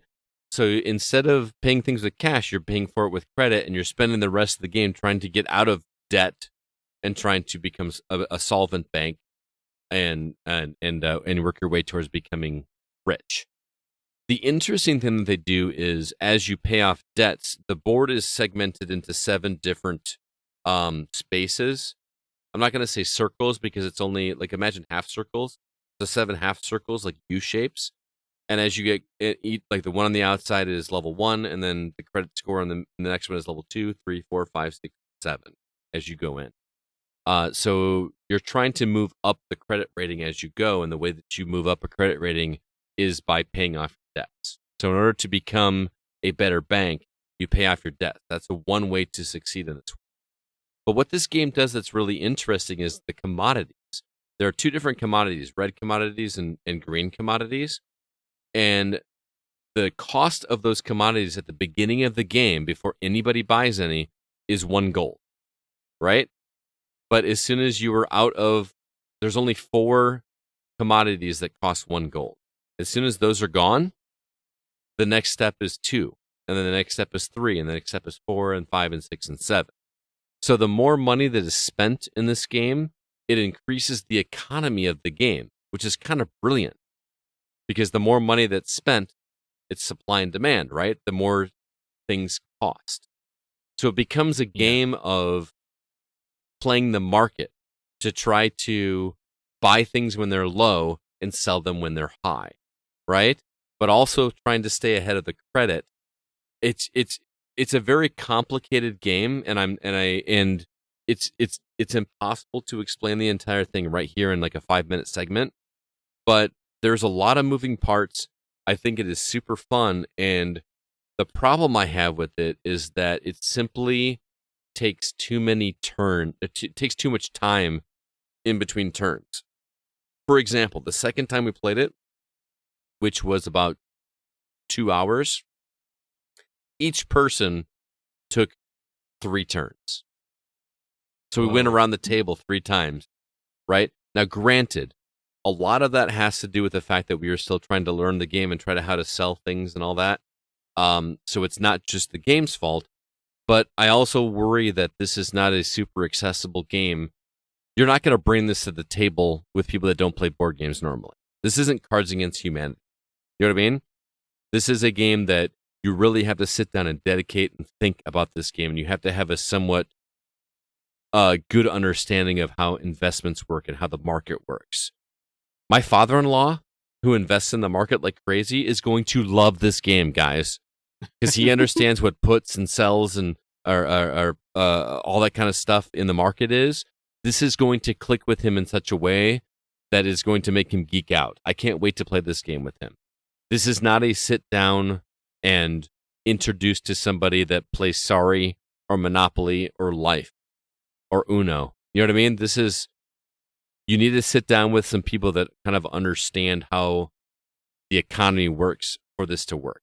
I think that's really the game's only downfall is that, well, it's not the only downfall because I had 5 people that understand how the market works, and the 5 of us were still going back and forth trying to understand it. It's going to, you know how you say with some board games, just play through 1 round and you'll get it, right? We played through 6 rounds, and we're still figuring out strategies and still figuring out how this game works. So it sounds like I'm being negative about the game. I'm really not. I think what is here is a smart game. It's just not one that's going to be accessible for your Friday night board game, drinking wine and beers. You know what I mean? So it's kind of a complex game to learn, but it has the potential to pay off if you do learn it. It does, but the only way that it's going to pay off is if you were able to cycle through a game. Because, again, we play with 5 people, and it still took an hour before it was my turn. That is a long time to play for me to take a turn. But if stuff's going on, right, it doesn't really matter. Or I guess did you get antsy to take your turn? You get antsy to take your turn because you have a plan, but there's also things that happen because there's something that's called a bank run. So if certain conditions happen, the bank makes a run. So anybody that owes money now has to pay off their debts, right? So sure, you're trying to squeeze out inflation, right? So if the bank makes a run, you are forced to pay your debts, and if you can pay your debts, you are a solvent bank. But if you can't, you are an insolvent bank. So now it becomes, you know how like in Monopoly, like you can always make deals with everybody. Like, oh, I'll give you this property for this much money, or these many hotels, or whatever. Right? I never played Monopoly that way. Okay, well, where you can give me a smooch, and you don't have to pay rent this round. Sure, that's not in the rules to give a smooch to do anything. But there are. I feel like it was in middle school. A big portion of Moneymaker is making deals with solvent banks. Like, you pay off my 5 you pay off my $5 or $6 in debt, I will give you $10 in credit that you can use to pay off something else. You know what I mean?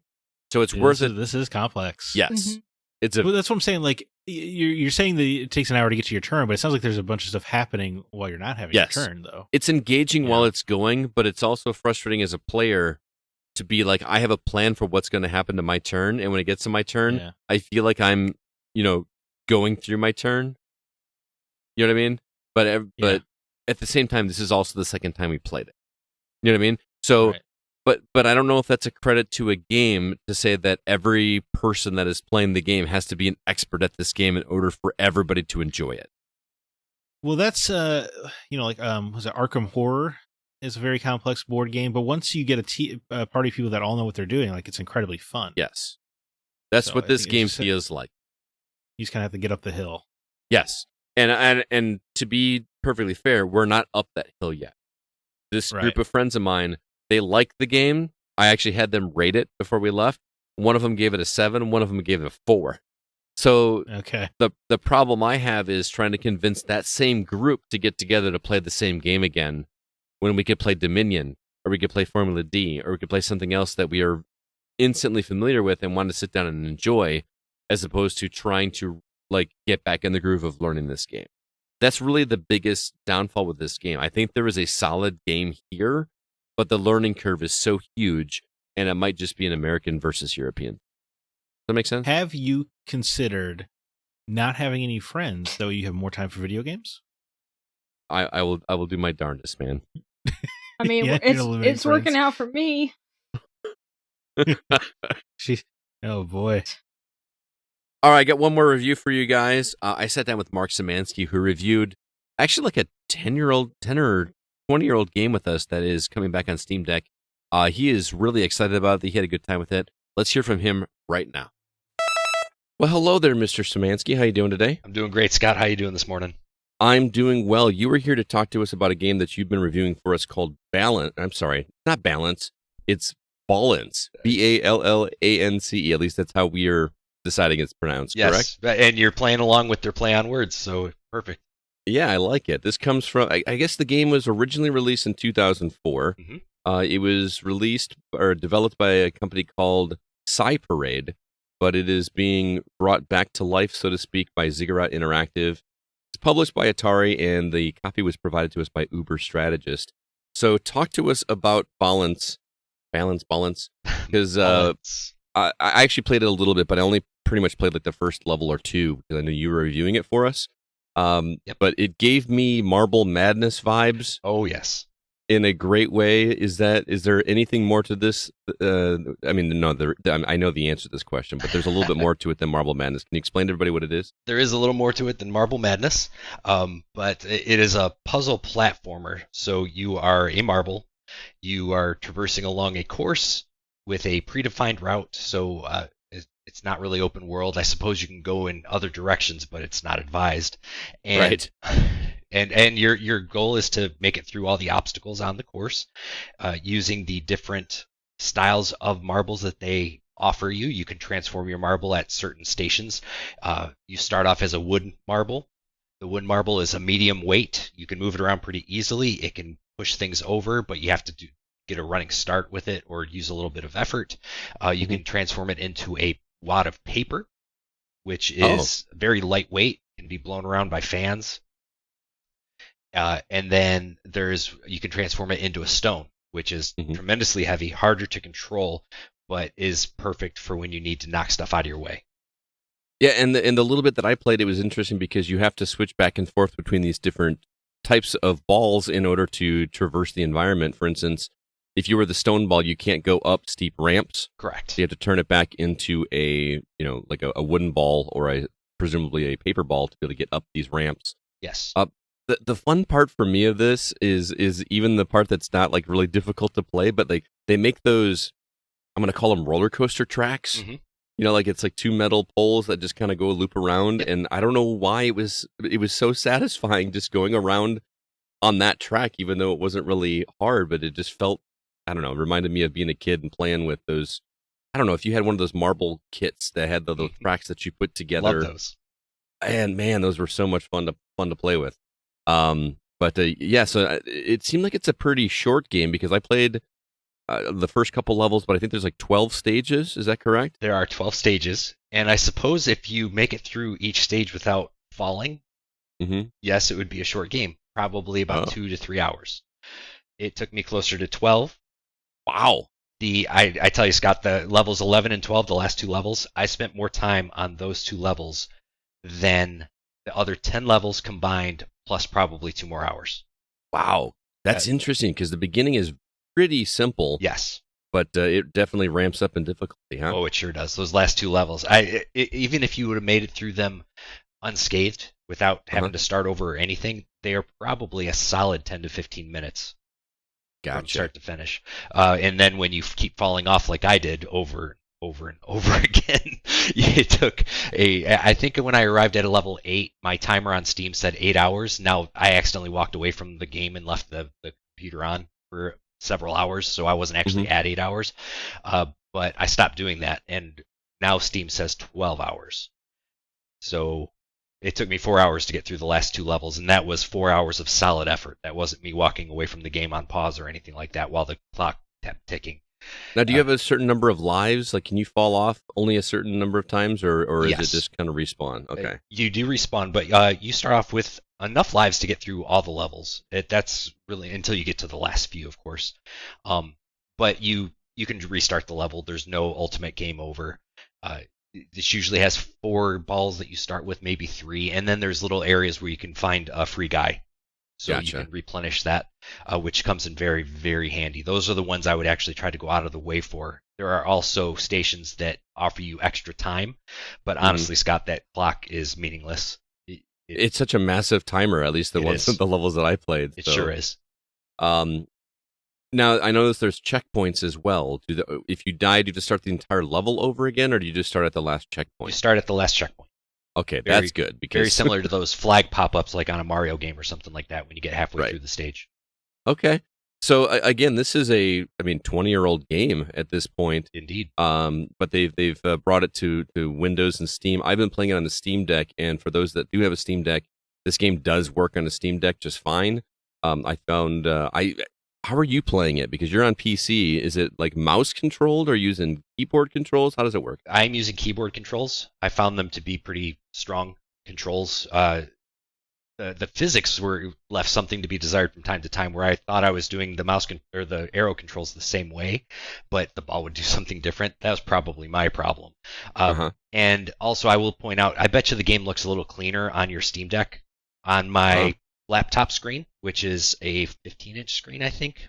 Yeah. I'm like trying to size it with my hands right now. It's about 15 inches, and it looks like an old game. It's a little pixelated. Kind of reminded me a lot with the color scheme and the graphic style of Myst and the sound as well. Yeah. But I'm sure if you ported that down to a smaller screen, it looks a lot cleaner. Like on the preview that you can see on the commercial on Steam, it looks really clean. But when you stretch it to a full screen, it does show its age. It looks like an older game. Okay. On my Steam Deck, I'll say I could tell it was an older game. It like the I don't know what you call it, but like the ball itself and the background stuff, it reminded me of like GameCube era. Sure. In terms of that, like when you look at a wall at a GameCube game or even a Nintendo 64 game, and it's got that, they're like trying to give it depth, but it's clearly a flat surface. Yes, you are explaining it very looks well. Like that, but but it wasn't a problem for me. It's like I don't expect a game like this to look, next gen graphics or 4K resolution or anything like that. So, and it doesn't need to either. It's so much fun, and even though I was getting frustrated with it, I kept trying because I knew I could do it, and I knew that most of the mistakes were my own problems because I was like, I've done this part of the track before. I just zip right through it. No, when you zip through it, you fall off. You still have to maintain that patience and effort to get to the next stage. Otherwise, you're just going to compound your frustration as you continually fall off and have to start over again. And I will say, I've played similar games like this. I mean, this is not a new genre by any stretch of the imagination. And we talked about Marble Madness, but I played things like Marble It Up, where, it has a little bit more modern graphics. But personally, I found this one to be more fun. Like there was at least in the early stages, there was not as much going on. There's no jumping, or at least there, as far as I got. Did you come across any jumping? There is jumping, and there are also leaps of faith. Okay. I don't know. I just found it really relaxing, at least at the beginning, and just kind of a zen game. Is this a game you recommend people check out? Oh, absolutely, I do. And it is a zen game, especially in the early stages. When it gets to the challenging parts, yeah, it ramped me up a little bit, but stages 1 through 10, very zen. The music is great. It doesn't overstay its welcome. The little sound cues pop up when you get to certain areas, and it's just a joy. My wife was sitting next to me while I was playing some of it, and she said the music that you're listening to on that game, it kind of reminds me of movies from the 90s, and she meant that in a very good way. So it was a joy to play, a lot of fun, a great challenge at the end. I rolled credits on it. You don't really need to. You don't really need to roll credits on it. You can play it for what it is, go through the first 10 levels, and when you start getting frustrated, just replay the ones that you did. They have a scoreboard, like a high score. Mm-hmm. Now, the existing one that I saw is all predetermined, like default computer players, not fake ones. Right. And I'm not sure if there's some sort of online competition. I didn't see an option for that. I'll be honest, Mark, that is not something I'm interested in doing myself, just because to me the scoring is time-based. Like it's how many points you have left, which, your points are the timer that counts down while you're playing. I like to take my time with these kinds of games instead of rushing through them. So, people that love doing that, more power to them. I'm just going to go through an experience and just see what kind of levels people put together. So. As you should. It's great. And I'll also tell you, I know we chatted on the side when I first started playing it. I did figure out finally how to get the language over to English. So I played. I played the first 8 levels in German, which was fun. It was the same game. I just couldn't read the words. It was funny because mine was in English, and so I was like giving you because I was giving you the control schemes and stuff and how to zoom out and everything. Which is funny because I don't have a space bar, on a Steam Deck, so it's kind of fun. So, all right, again, the game is called, we're going to say Ballance. Mm-hmm. It looks like balance with an extra L. It is available on Steam, and if you like Marble Madness or that style of games, it seems like a neat little, remake or reinvigorated title from 20 years ago that still holds up. So. And at a $6 price point, it's worth your time. It's a great game. Absolutely. Well, Mark, thanks so much for stopping by, dude. It's always great to chat with you. Looking forward to seeing the written review in the near future. For sure. All right, we'll catch you later, man. Later. All right, thank you, Mark, so much. I appreciate that. Let's go on and do some quick housekeeping. Got some new Facebook members to say hello to over on facebook.com/groups/the GoCast. Mason Eddy, J.R. McKell, Josh Hurton, by the way, is a student at my school. He goes by a different last name, but I know Josh. So, hey, man, what's going on? Hey, Josh. Hey. Brandon Winquist, Ian Warren, and Skylar Honigford, the son of our own Kevin Honigford, who produces the podcast. Welcome, Skylar. It's about damn time. Just saying. Where have you been, man? I don't know. I thought he was in there already. I thought he was Is too. Kevin He's got No, two maybe he sons. left. He's got 2 sons, so Okay. it might have been the second one, but who knows? Also, if you have not already, join our Discord server. There's a link in the show notes for this episode. We'd love it if you join the conversations over there. We do have a new member over there, a guy by the name of Just a Guy with Epilepsy. That is actually his screen tag, so hope you're doing okay, man. Not really sure how to respond to that, but enjoy the group, man. Welcome to the group. Also, if you guys do us a favor, drop us a review on iTunes or Apple Podcasts or Spotify or wherever you do. We would appreciate it very much. And lastly, our website is thegamingoutsider.com. You can find all of our episodes and all of our written content, which we promise we will get back to at the end of this month.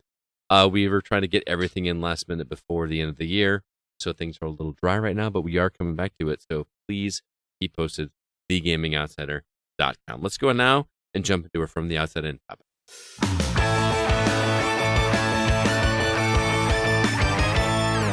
This week's biggest release is Prince of Persia: The Last Crown, and it's getting lots of buzz. This is a series that started out in 2D and has been predominantly in 3D in more recent years. The latest title is going a bit back to its roots with a 2D gear-gated gameplay style. Zack thought it would be an interesting topic to discuss what titles that are more traditionally in 3D that we'd like to see get the 2D treatment again, or maybe for the first time ever. So let's talk about it. I want to, before we get into the actual titles, ask you guys, how do you feel when a beloved franchise takes a huge turn like this? Do you appreciate the change, or would you rather they stick to what's worked in the past? I don't necessarily mind it. I'm not one that typically plays a game. Like, if a game shifts, I don't usually play it for some reason. So you But I don't, have- like, if it changes, you Yeah. just don't play the next one? Usually, because I can't really think of me right now that have changed the formula. I'm a really bad person for this topic, but anyway. Okay. But I don't personally have anything against it. Like, I appreciate when developers take a risk, make changes with stuff, even if it doesn't pan out. I still appreciate the fact that they took the risk. It's just not something I usually gravitate towards. But Okay. to me, it doesn't bother me if they decide to take the risk because they're trying something new. All right. Zach, what do you think? Yeah, look, I'm a big appreciator of taking risks, taking chances, switching it up, as it were. It was like Assassin's Creed, right? They had those little 2D Mhm. entries That's what I along the thought way in about. Russia. Yeah. And that was a fun little change of pace. So I'm usually down for it as long as, like say Assassin's Creed for the example, like if they had transitioned entirely to 2D, that might have been a little upsetting, I guess. They but still I'm existed. happy to see. The 3D games still exist. Right, no, I'm saying if they had transitioned it wholesale, Right. that would have been less, harder to accept, perhaps. But if it's done well, like say Prince of Persia, right? I fell in love with the franchise when it was 2D, and they stumbled. I guess they stumbled with the first 3D game because Prince of Persia 3D, sure was something.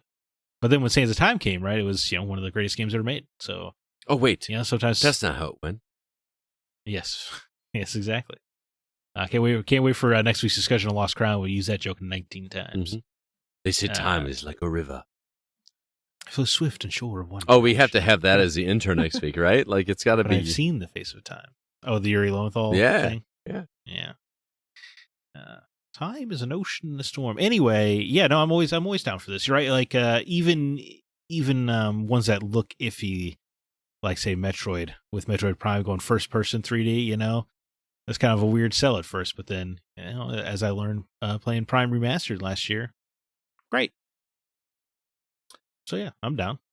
Switch it up. Yeah, I'm with you. I'm kind of torn because my initial gut response is like, why would you break something that's not broken, or why would you fix something that's not broken? Right? I love this gameplay style. Keep it the way it is. But I'm also open to it. I mean, this is a weird example because I'm talking about a movie instead of a game. But like, do you remember the first time we heard that like Heath Ledger was going to be the Joker in Batman? Right. Yeah. Yeah, the pretty boy. I was like, what are you talking? The guy from 10 Things I Hate About You is going to be the Joker? That doesn't make any that doesn't make any sense. He winds up being my favorite version of the Joker in anything. Like even over Mark Hamill. Like I just find him more compelling to watch on screen than anything I've ever seen. And that's kind of why I go into games that way, is like, if you're going to switch it up, I'm willing to go into it with an open mind because I've been fooled before that something that sounds like it's going to be crazy could potentially be awesome, and I hope that I'm there for the awesomeness. That's my Yeah, you don't want to miss out on something just because it's different. Exactly. Yeah, and that's not to say it always works out. I remember Arkham Origins Blackgate, the Vita and 3DS game. Mm-hmm. That was not very good, but that was because they didn't really adapt it. It was a 2D game. They still try to keep all the mechanics from the 3D games, and it just didn't work. That combat style just doesn't work in 2D the same way. Right. For instance, but so it can go awry. Don't get me wrong, and definitely disappoint. But I think it's better to try than to be too afraid to do so. Is that the issue though? Is like how expensive is it to try? You know what I mean? It's like, it's not like you can just try and then like, oh well, that didn't work out. We just lost like several $1 million. You know what I mean? Sure, that's true, but that's the gamble of any product, artistic endeavor, right? Mm-hmm. Is you could always mess it up. That is a true story. Which I guess is why they're all so safe, the industry. Yeah. Well, sequels and reboots. I mean, everything is an iteration of everything right now, right? It feels like there's nothing new under the sun. Everything is like, I mean, look how many remakes we have. Remakes, reboots, whatever. Sure. And we're part of the This year- problem because this year- we buy them. So, Well, we love them, yeah. Let's say this year, we got Rise of the Ronin, Banishes, Ghost of New Eden. There's some new stuff Mhm. coming up. yeah, for some.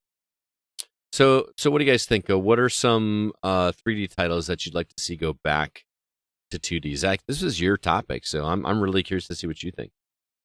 Yeah, I was thinking mostly along the realms of franchises that haven't had 2D entries yet, and I think would do well to experiment in that space. Okay. And I think the most obvious answer would be Darksiders. Oh. Because the first game was already just straight up Zelda, or the second game, Diablo. Those are two franchises that get their start in 2D. And I know Darksiders Genesis was a top-down isometric shooter, but that's not what I'm talking. I'm talking much more classically designed. I think Darksiders, just a Link to the Past style Darksiders game Mm-hmm. with War, since he's the Link clone of the group. Oh, so you don't mean just necessarily had- 2D. You mean like that, like over the top, heads on top view, or isometric? Yeah, well that is 2D.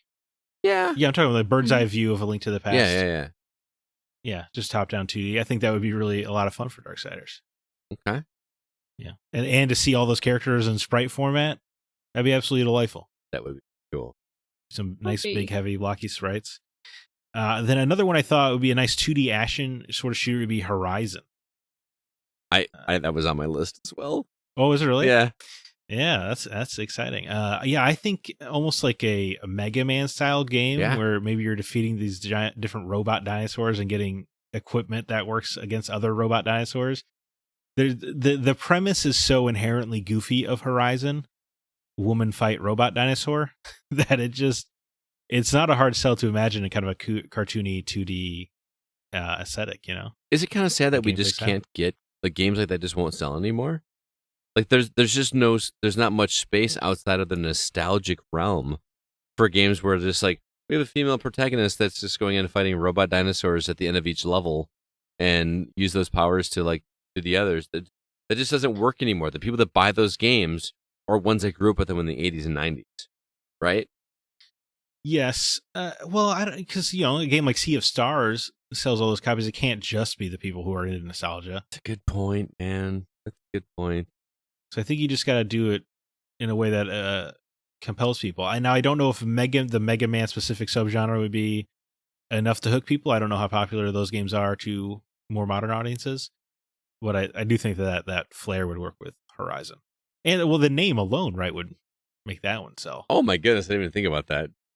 Yeah. Just call it Horizon. Don't even call it Right. like Well, Yeah. they got to have a subtitle, right? Because even the first game did. But just call it Horizontal. Horizon Horizontal. Double dip the name. Yeah, I think that the name alone would sell it. A couple more. I think Shenmue. Let's do Shenmue 4 in 2D because obviously it's not going to happen in 3D. Yu Suzuki. I'm sorry. The fan base just isn't big enough.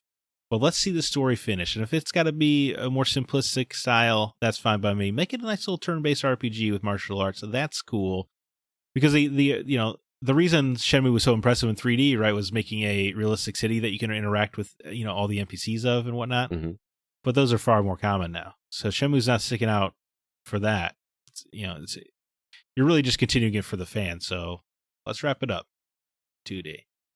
And then Splinter Cell in 2D. I would love to see that because you think of games like Mark of the Ninja or Invisible Ink, are these 2D indie games that can make stealth work. So I want to see Sam Fisher do that. Some nice pixel art, hopping and running around. I think the technology, because Mark of the Ninja is great because you're hopping around like a little ninja. But I think a more tech-focused 2D stealth game would be sort of interesting. I mean, that's what Metal Gear was originally, right? Yeah, that's true, I If suppose. you think about that, I mean, I'm not saying that's a bad thing. I'm just saying that's like what they were Yeah. going for. That's a good framework Yeah. to work from, but still try to keep it the Tom Clancy realm of very believability. I think that would present an interesting challenge in 2D. And then the last one, just because I think it would be absolutely hilarious, is Manhunt.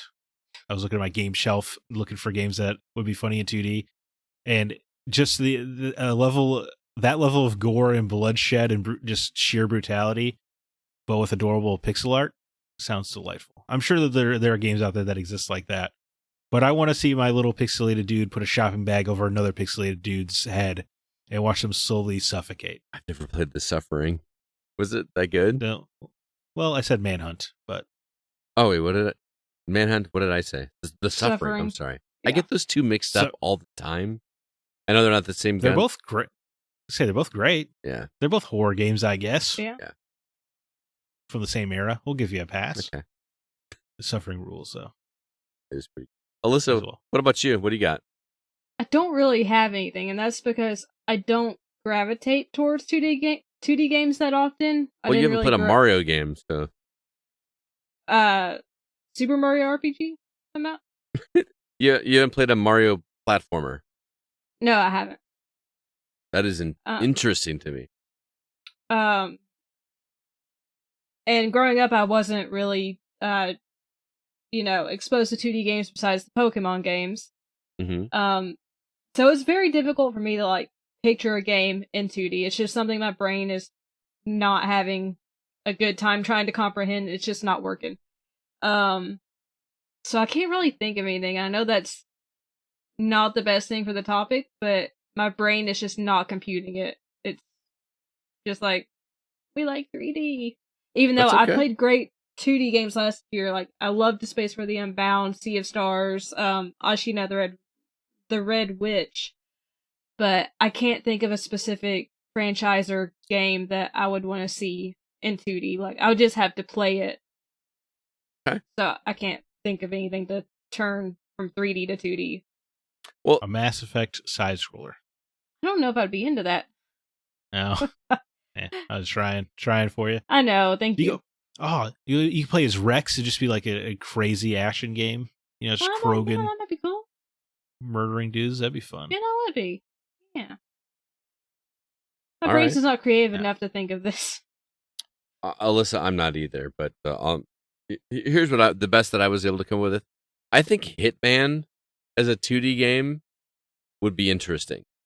I know that Hitman is like notorious for, for like having different ways to complete each assassination, right?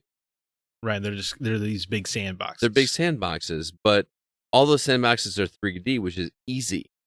But make a sandbox that is a 2D environment instead, I feel like would be a tough hill to climb, and you could really come up with some interesting things in order to do that.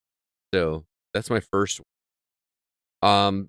This one might be a cheat because there already was a 2D style game originally, was Duke Nukem, which you could have the argument about whether or not a Duke Nukem game could exist in today's day and age.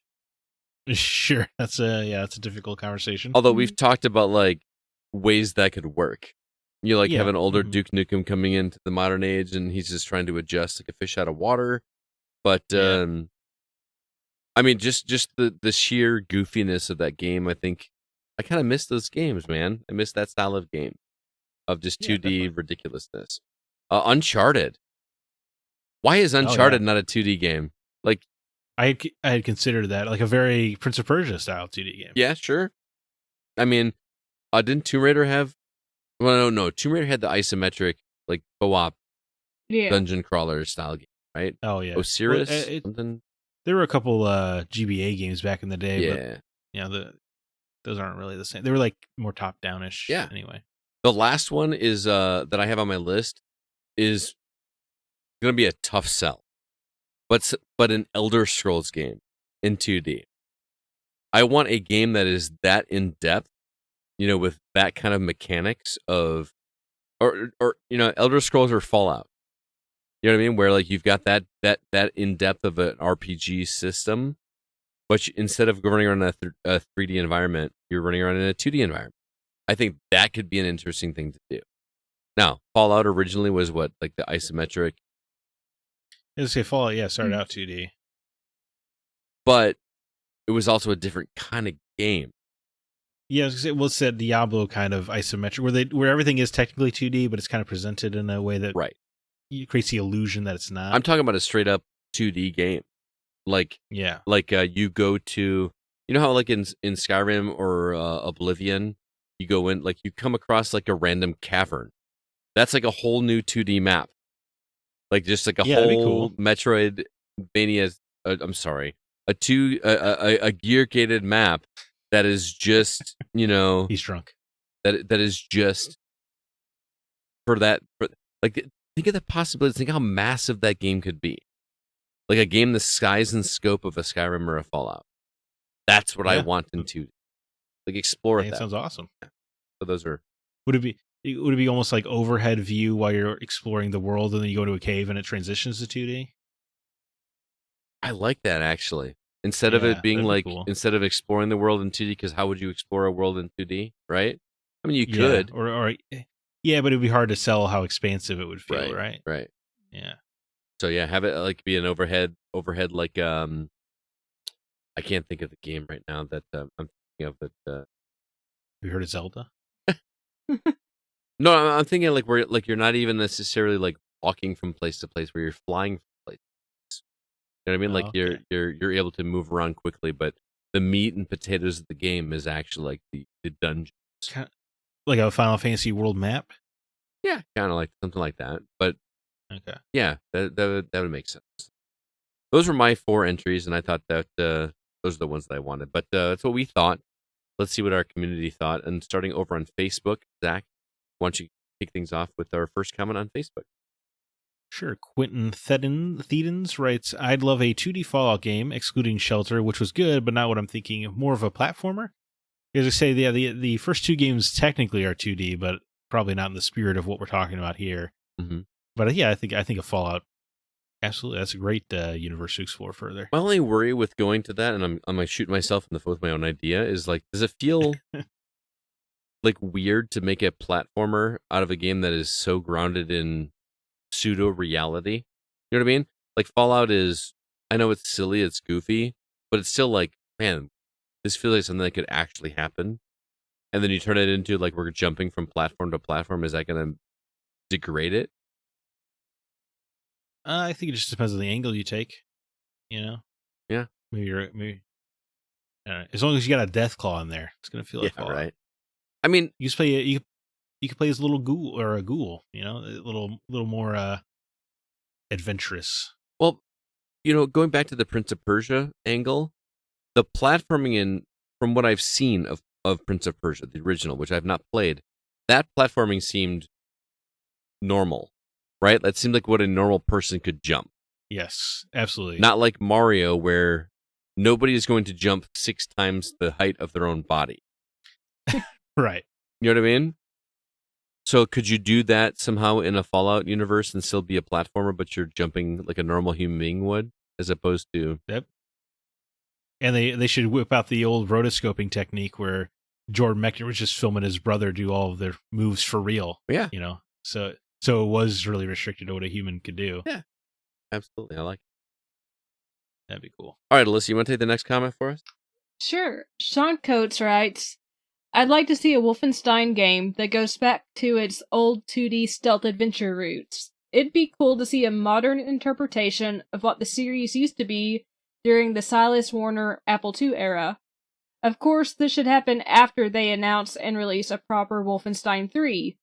I know we got Indiana Jones coming from these guys, but I really want a new Wolfenstein entry.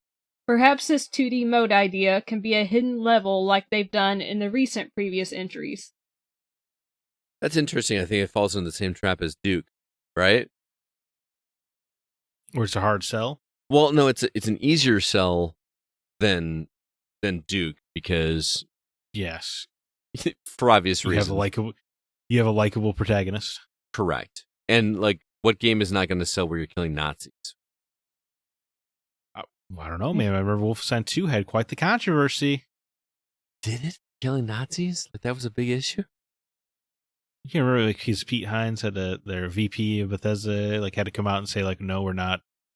Killing Nazis is supposed to be a good thing. Because you remember that was, like, right after the Trump thing, right? And everyone was calling Trump supporters Nazis, so there's a lot of all those stories about, Nazis is now just coded language for a Trump supporter or whatever. I hate politics so much. I hate it. Yes, everything. It was all very dumb around then. Yes. Okay. I mean, it's obviously it's dumb now. Don't get me wrong. I think we're back in the you can say you like killing Nazis thing. Are we? Okay. I mean, you always could. For the record, it was always cool to kill Nazis. It's never not been cool to kill Nazis. Everybody should just go rewatch Inglourious Bastards because number one, Yes. that movie's fantastic. But number two, that will make you rethink what Nazis are. Nazis. He's so good. That scene in the bottom of It the is. basement, in the basement of the bar. Mhm. Oh yeah, Yeah. or even the opening scene, right? The opening scene could be its own short film. Seriously, I'm usually opposite of Zack when it comes to like slow burns or movies that take their time. Uh-huh. Every freaking movie from that director, I soak it up. I don't know what Mhm. it is about Tarantino's film that I'm just like, give me more of this, because I'm just like every single actor is chewing up every single scene. I love it. So humor just like that. Anyway, Absolutely, Sean. Let's get Wolfenstein 3, man. Why have I not killed Mecha Hitler yet as BJ Blazkowicz in this new universe? how have we gone through 2 games of that rebooted series and know. that's still not happened? Well, the director specifically said that's something you say for Wolfenstein 3 So it's happening. because there's nowhere you can go from there. That's what the director over at Machine Games said. Why was that in an nobody's interview. prediction for 2024? Because that clearly seems 'Cause like they're- an obvious choice, right? Indiana Jones, right? Because they're busy Mhm. with that. Maybe. Do you guys see the leaked name, Indiana Jones and the Great Circle? Seems terrible. Yeah. Yeah, it does. it's not a great title. I guess we'll find out if it's true or not because they're having that showcase on the right when this comes out. So Like Tuesday or Wednesday? I think it's Thursday, Thursday? the 18th. Yeah, so it'll be Uh, a good day. even going like for the Wow. perfect circle would be more interesting than the great circle. Yeah, well, I think it's a term for the hemisphere lines. Like the equator would be a great circle, but how many people know that? I didn't know that. God, didn't either. Yeah, I've never heard it I didn't called. know that. I didn't know that until I googled why would they call it the Great Circle. All right. So that's what I'm saying. I'm saying no one would know that. I mean, let's not hang Yeah. all of our hopes on just the name of the game, but I'm hanging all my hopes on it being third person. right? Mhm. Please make it Yeah. Can't. AJ we're totally off model now. AJ Youngblood says on Facebook, that would be fun to get a retro 2D version of God of War. That actually makes a lot of sense. Think of the combat of God of War. Of course, well, especially the Greece era God of War. Yeah. with the Blades of Olympus would be so fun in 2D. Mhm. Yeah, I'm not talking about like modern day, like throwing the axe and pulling it back. I feel like that's fun in 3D, not in 2D. Yeah, definitely. But man, Blades of Chaos in 2D would be an awesome freaking game. Why has that not I think so. happened? I agree. Well, he was a boss in Shovel Knight, or a guest boss in the PlayStation versions of Shovel Knight, and he looked cool there. So, let's make that happen for real. Yeah, make it happen. Make a whole game on that. That'd be amazing. Just as bloody and brilliant. Yeah. Maybe that's, because the style changed so much from the Greek era to the Norse era. Maybe you could do, the Egyptian era as 2D. There you go. I mean, that's what they did That'd be with fun. Assassin's Creed, right? They went to China and Yeah, China, Russia, and India. yeah. Yeah, no, I think that'd be fun. Or whatever, some Celtic folklore in 2D God of War Yeah, dude. to tide you over in between games. That'd be a lot of fun. They just had those side projects on PSP back in the day, right? Yeah, absolutely. And dude, those games were bangers. I've heard that people like Chains of Olympus. I was talking to somebody online that said that their favorite God of War game, or the only one they completed, I think it was Joel actually, my online. The only one he completed was Chains of Olympus. Yeah. He didn't like any other God of War game. That's crazy, but Chains of Olympus is definitely one of my favorite God of War games. Zach, you want to move on to Discord? Sure. Thomas Bex writes in, I would love to see Fallout do the same and go back from a 3D shooter to an isometric turn-based tactical RPG. That would make me incredibly happy. That would get me to buy a Fallout game again day one. That's you speaking, not Paul. Yeah. No, I'm sorry. Yeah, this is no longer Thomas Or Thomas. speaking. Yeah, man. So yeah, no, I'm saying for me, I would be all in because of my fond memories of Fallout 1 and 2. And who knows, maybe I'll get 3 hours into it and be like, why did I like those games so much? but I would absolutely buy into it from the start. I've never played 1 and 2. So my Haven't either. entry into the series was 3, Mhm. and I'm really worried about going back. I tried, and it wouldn't work on my Steam Deck. So If they did a remastered Fallout 1 and 2 and on Game Pass, would you check it out there? dude, in a heartbeat. I bought it Okay. on my Steam Deck because I wanted to see what all the fuss was about. In the beginning of the game, when you're doing your special attributes, just like Yeah. in a Fallout 3, I was like, yes, this is amazing. This is what I want. And I couldn't wait. And then the rest of the game didn't work on my Steam Deck. I was out. Such a bummer. Oh, well. Last comment, Alyssa.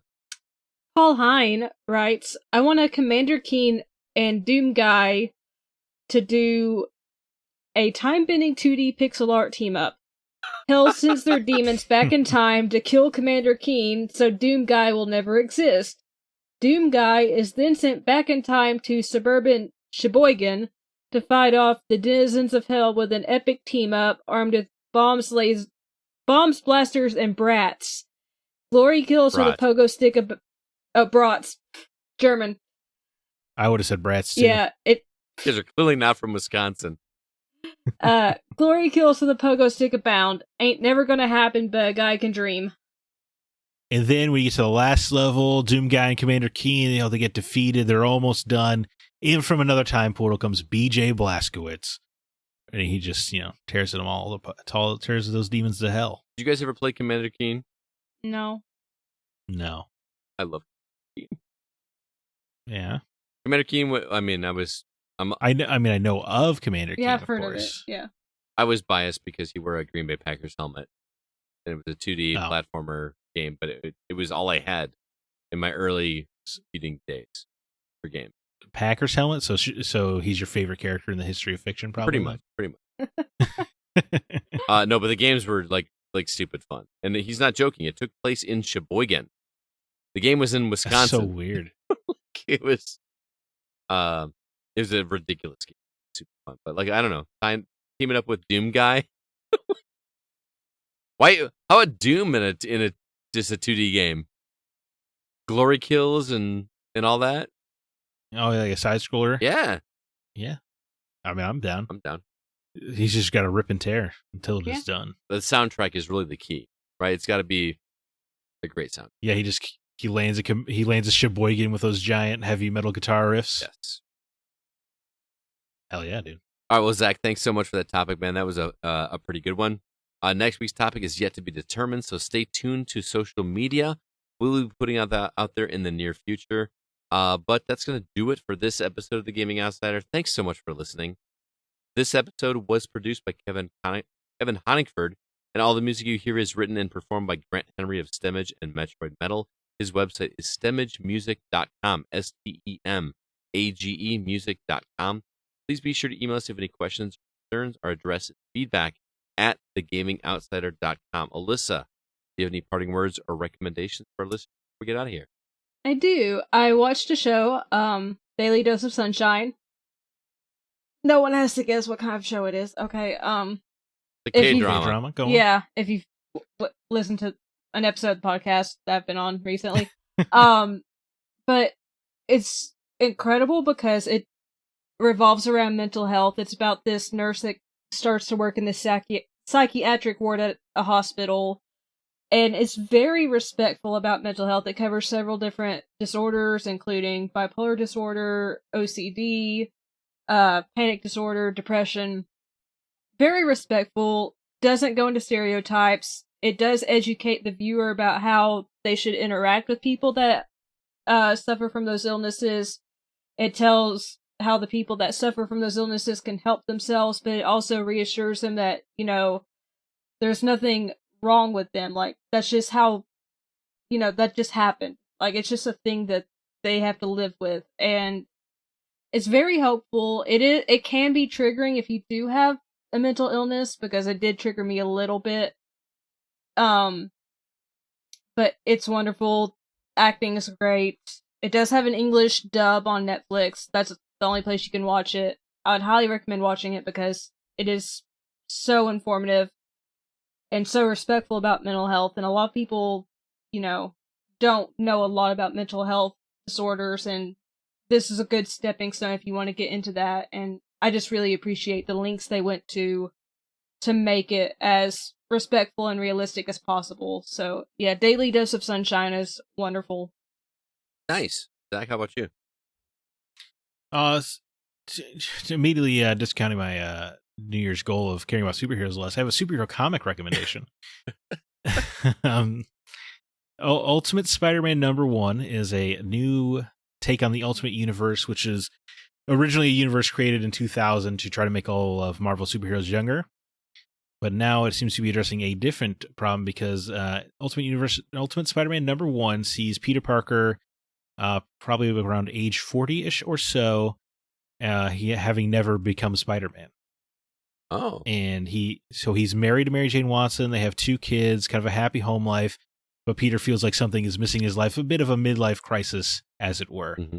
And this universe has some really interesting setups, like the managing editor of the Daily Bugle is Uncle Ben. He wasn't killed because Peter never went to that wrestling match and put him in danger, so he's still around. He's buddies with J. Jonah Jameson. Whoa. They get along. They're friends in that way. And it's just kind of a lot of interesting takes on the universe and stuff. And I don't want to give it all away, but the idea is that the Marvel villain, the Maker, who is my favorite Marvel villain, he's kind of if Mr. Fantastic was Doctor Doom, just if Reed Richards went bad, basically. And he basically engineered this universe to make sure that none of the superheroes were created. Huh. So a couple of good guys, mostly just Iron Man, figures this out and finds kind of the repository of all the stuff that made everybody a superhero. And so he gives Peter Parker a sphere that contains the radioactive spider and leaves it up to him whether or not he wants to. He explains to them, like, your destiny was robbed of you. You were supposed to be this great hero, but everybody's fate was basically taken away from them. And it's up to you now if you want to become Spider-Man. And obviously he chooses to, right? Or else we wouldn't have a comic book. But it's an interesting, brand new take that I haven't seen anything like it because he's basically a family man, right? He's all about responsibility. He doesn't have to learn about it. But he's already responsible. Yes, he's already proven that. So now he's kind of choosing this additional power. Interesting, right? And it's a very interesting take, and I'm very intrigued to see where it goes. It's only the first issue came out, but it's just unlike any Spider-Man premise I've ever seen before. And considering they refuse to let Peter Parker and Mary Jane Watson be together in the main comic book anymore for whatever reason for the past 20 years, this is it's a big win for fans of married Spider-Man. Now, I've seen some of your posts on Twitter about this, and at least from the posts that you shared, you seem to be in the minority of people that are fans of this. And people are like, well, this is not Ultimate Spider-Man. All the other one is. Yeah, you're right. There is a contingent of people who are upset just because it's not trying to replicate the old Ultimate Spider-Man. Mm-hmm. But to me, that's why the original Ultimate universe worked, is because it was fresh. It was trying to do fresh ideas. And this is just fresh ideas in reverse. Instead of trying to appeal to a younger audience, this seems to be trying to appeal to an older generation that fell away from comic books. Which makes sense. Yeah. Yeah, I think so. It's just playing in a different direction. Nice. Because and I think it makes a lot of sense too, because the younger generation, right, they're on webtoons or they're really into manga, right? Like it's going a different way for younger people. So I think it just makes sense to take a swing in towards the older direction. A swing. You see what I did there? Yeah. Well, cool, man. That's interesting. I'm glad you're digging it, man. For me, I've got 2 quick ones. The first one is I finished Scrubs. And when I say finished Scrubs, I don't know if you guys have watched that season. I finished season 8. Scrubs finishes at season 8. Yeah. Of course, with the projector of their future life together, right? Outside of the hospital. Oh, man. And that's where Scrubs end. The beauty of that final 2 episodes of Scrubs was great. And I was watching it at home, like doing some work and watching in the background, but it was so good. I stopped what I was doing and was watching these last 2 episodes. And like, man, that was great. What a great finale. What a great send-off for the series. And all of a sudden, season 9, episode 1 fires up. And I was like, what is this madness? And I don't know anything about the history. I didn't know anything about the history. Guys, don't bother with season 9. I've watched through Scrubs twice, and I've never watched a minute of season 9. Dude, it is so awkward and awful and not funny. I mean, there's something to do with the writer's strike. And anyway, so yeah. Well, it got canceled and picked up by a different network. Yes. You know, like, and has so much different casting as well. It feels JD like a plays smaller role. spin-off. Like, yes, it really does. It feels like it should have been called Scrubs The Later Years or Scrubs Med School. Scrubs The Next Generation. Or something, because it does not feel like Scrubs at all. But anyway, on a more positive note. Well, go ahead. To your point, though, I mean, it ended. Season 8 ends. It ends great. It ends so perfectly. That hallway scene, you know what I'm talking about? It was beautiful. Yeah. It was such a beautiful send-off. It did not need anything more than that. Be done with it. And I seriously, like, I was so shocked when another episode started. I was like, what is going on? This does not make any sense. Yeah. Anyway, my next one is another show that I picked up that I'm completely late to the party, but I hope you guys do check out because I think this is worth watching. Did you guys hear everybody talk about this show on Netflix called Beef? I've heard of it, yeah. Did you guys watch it? No, I have not. You should watch this show, guys. I will say it should have been a movie. It did not need to be 10 episodes of a series. That's a common problem with TV shows these days. Mm-hmm. But I still will say that every episode I watch, I am so compelled to see where it's going. I can't stop watching it. I seriously watched half of the season in one sitting. Like I could. What is the premise? The premise, it starts out with 2 characters that get into a road rage incident, and they're just like at each other's throats, and it turns into a gotcha. Like how are you going to screw over the other person for being a jerk, right? Okay. And it turns into this super intense, over the top. But then escalates. But then it escalates and turns into something more and more and more. One of the characters is like super rich and, you know, suburban lifestyle type of situation. The other person is barely scraping by and you know, like hardly able to pay bills, much less, you know, possibly in trouble with the law. And it's this really interesting dynamic that really makes you kind of look at society, but you can't. It's like a train wreck you can't look away from. You can't wait to see what's going to happen next. They do the best cliffhangers. And they're not even cliffhangers in like, it's not a cliffhanger in like what's going to happen next in the next scene. It's like what is going to happen between these 2 characters in the next episode. You know what I mean? Right. It ends in the final way.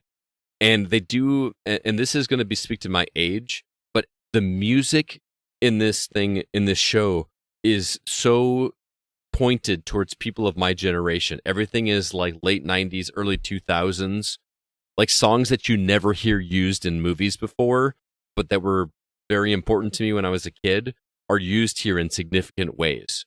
It feels like this person is my age. I know that I'm not speaking to the right audience with you two, but the way the soundtrack is used in this, especially with like the final moments of episodes, that like gotcha moment is great. Seriously, give you one episode of Beef. If you don't like one episode, you're not going to like it.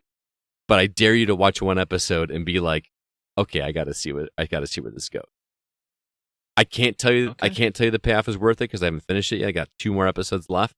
But I have heard people tell me that have finished it that say the payoff is definitely worth it, but they agree that this should have been like a 2 or 3 hour movie instead of a 10 episodes. Beef on Netflix. It's worth the hype, and I know I'm late to the party, but I'm really, really enjoying it. There you go. All right. Zach, it has been a pleasure talking with you. Alyssa, as always, it's been a pleasure talking with you. I miss you guys so much. I can't wait to do this again next week. I'm looking forward to 2024. Thank you so much. Until next week, I'm Scott Clark with Zach Parkerson and Alyssa White, and we are the Gaming Outsider. Remember, there's no such thing as a bad game, just games that aren't for you.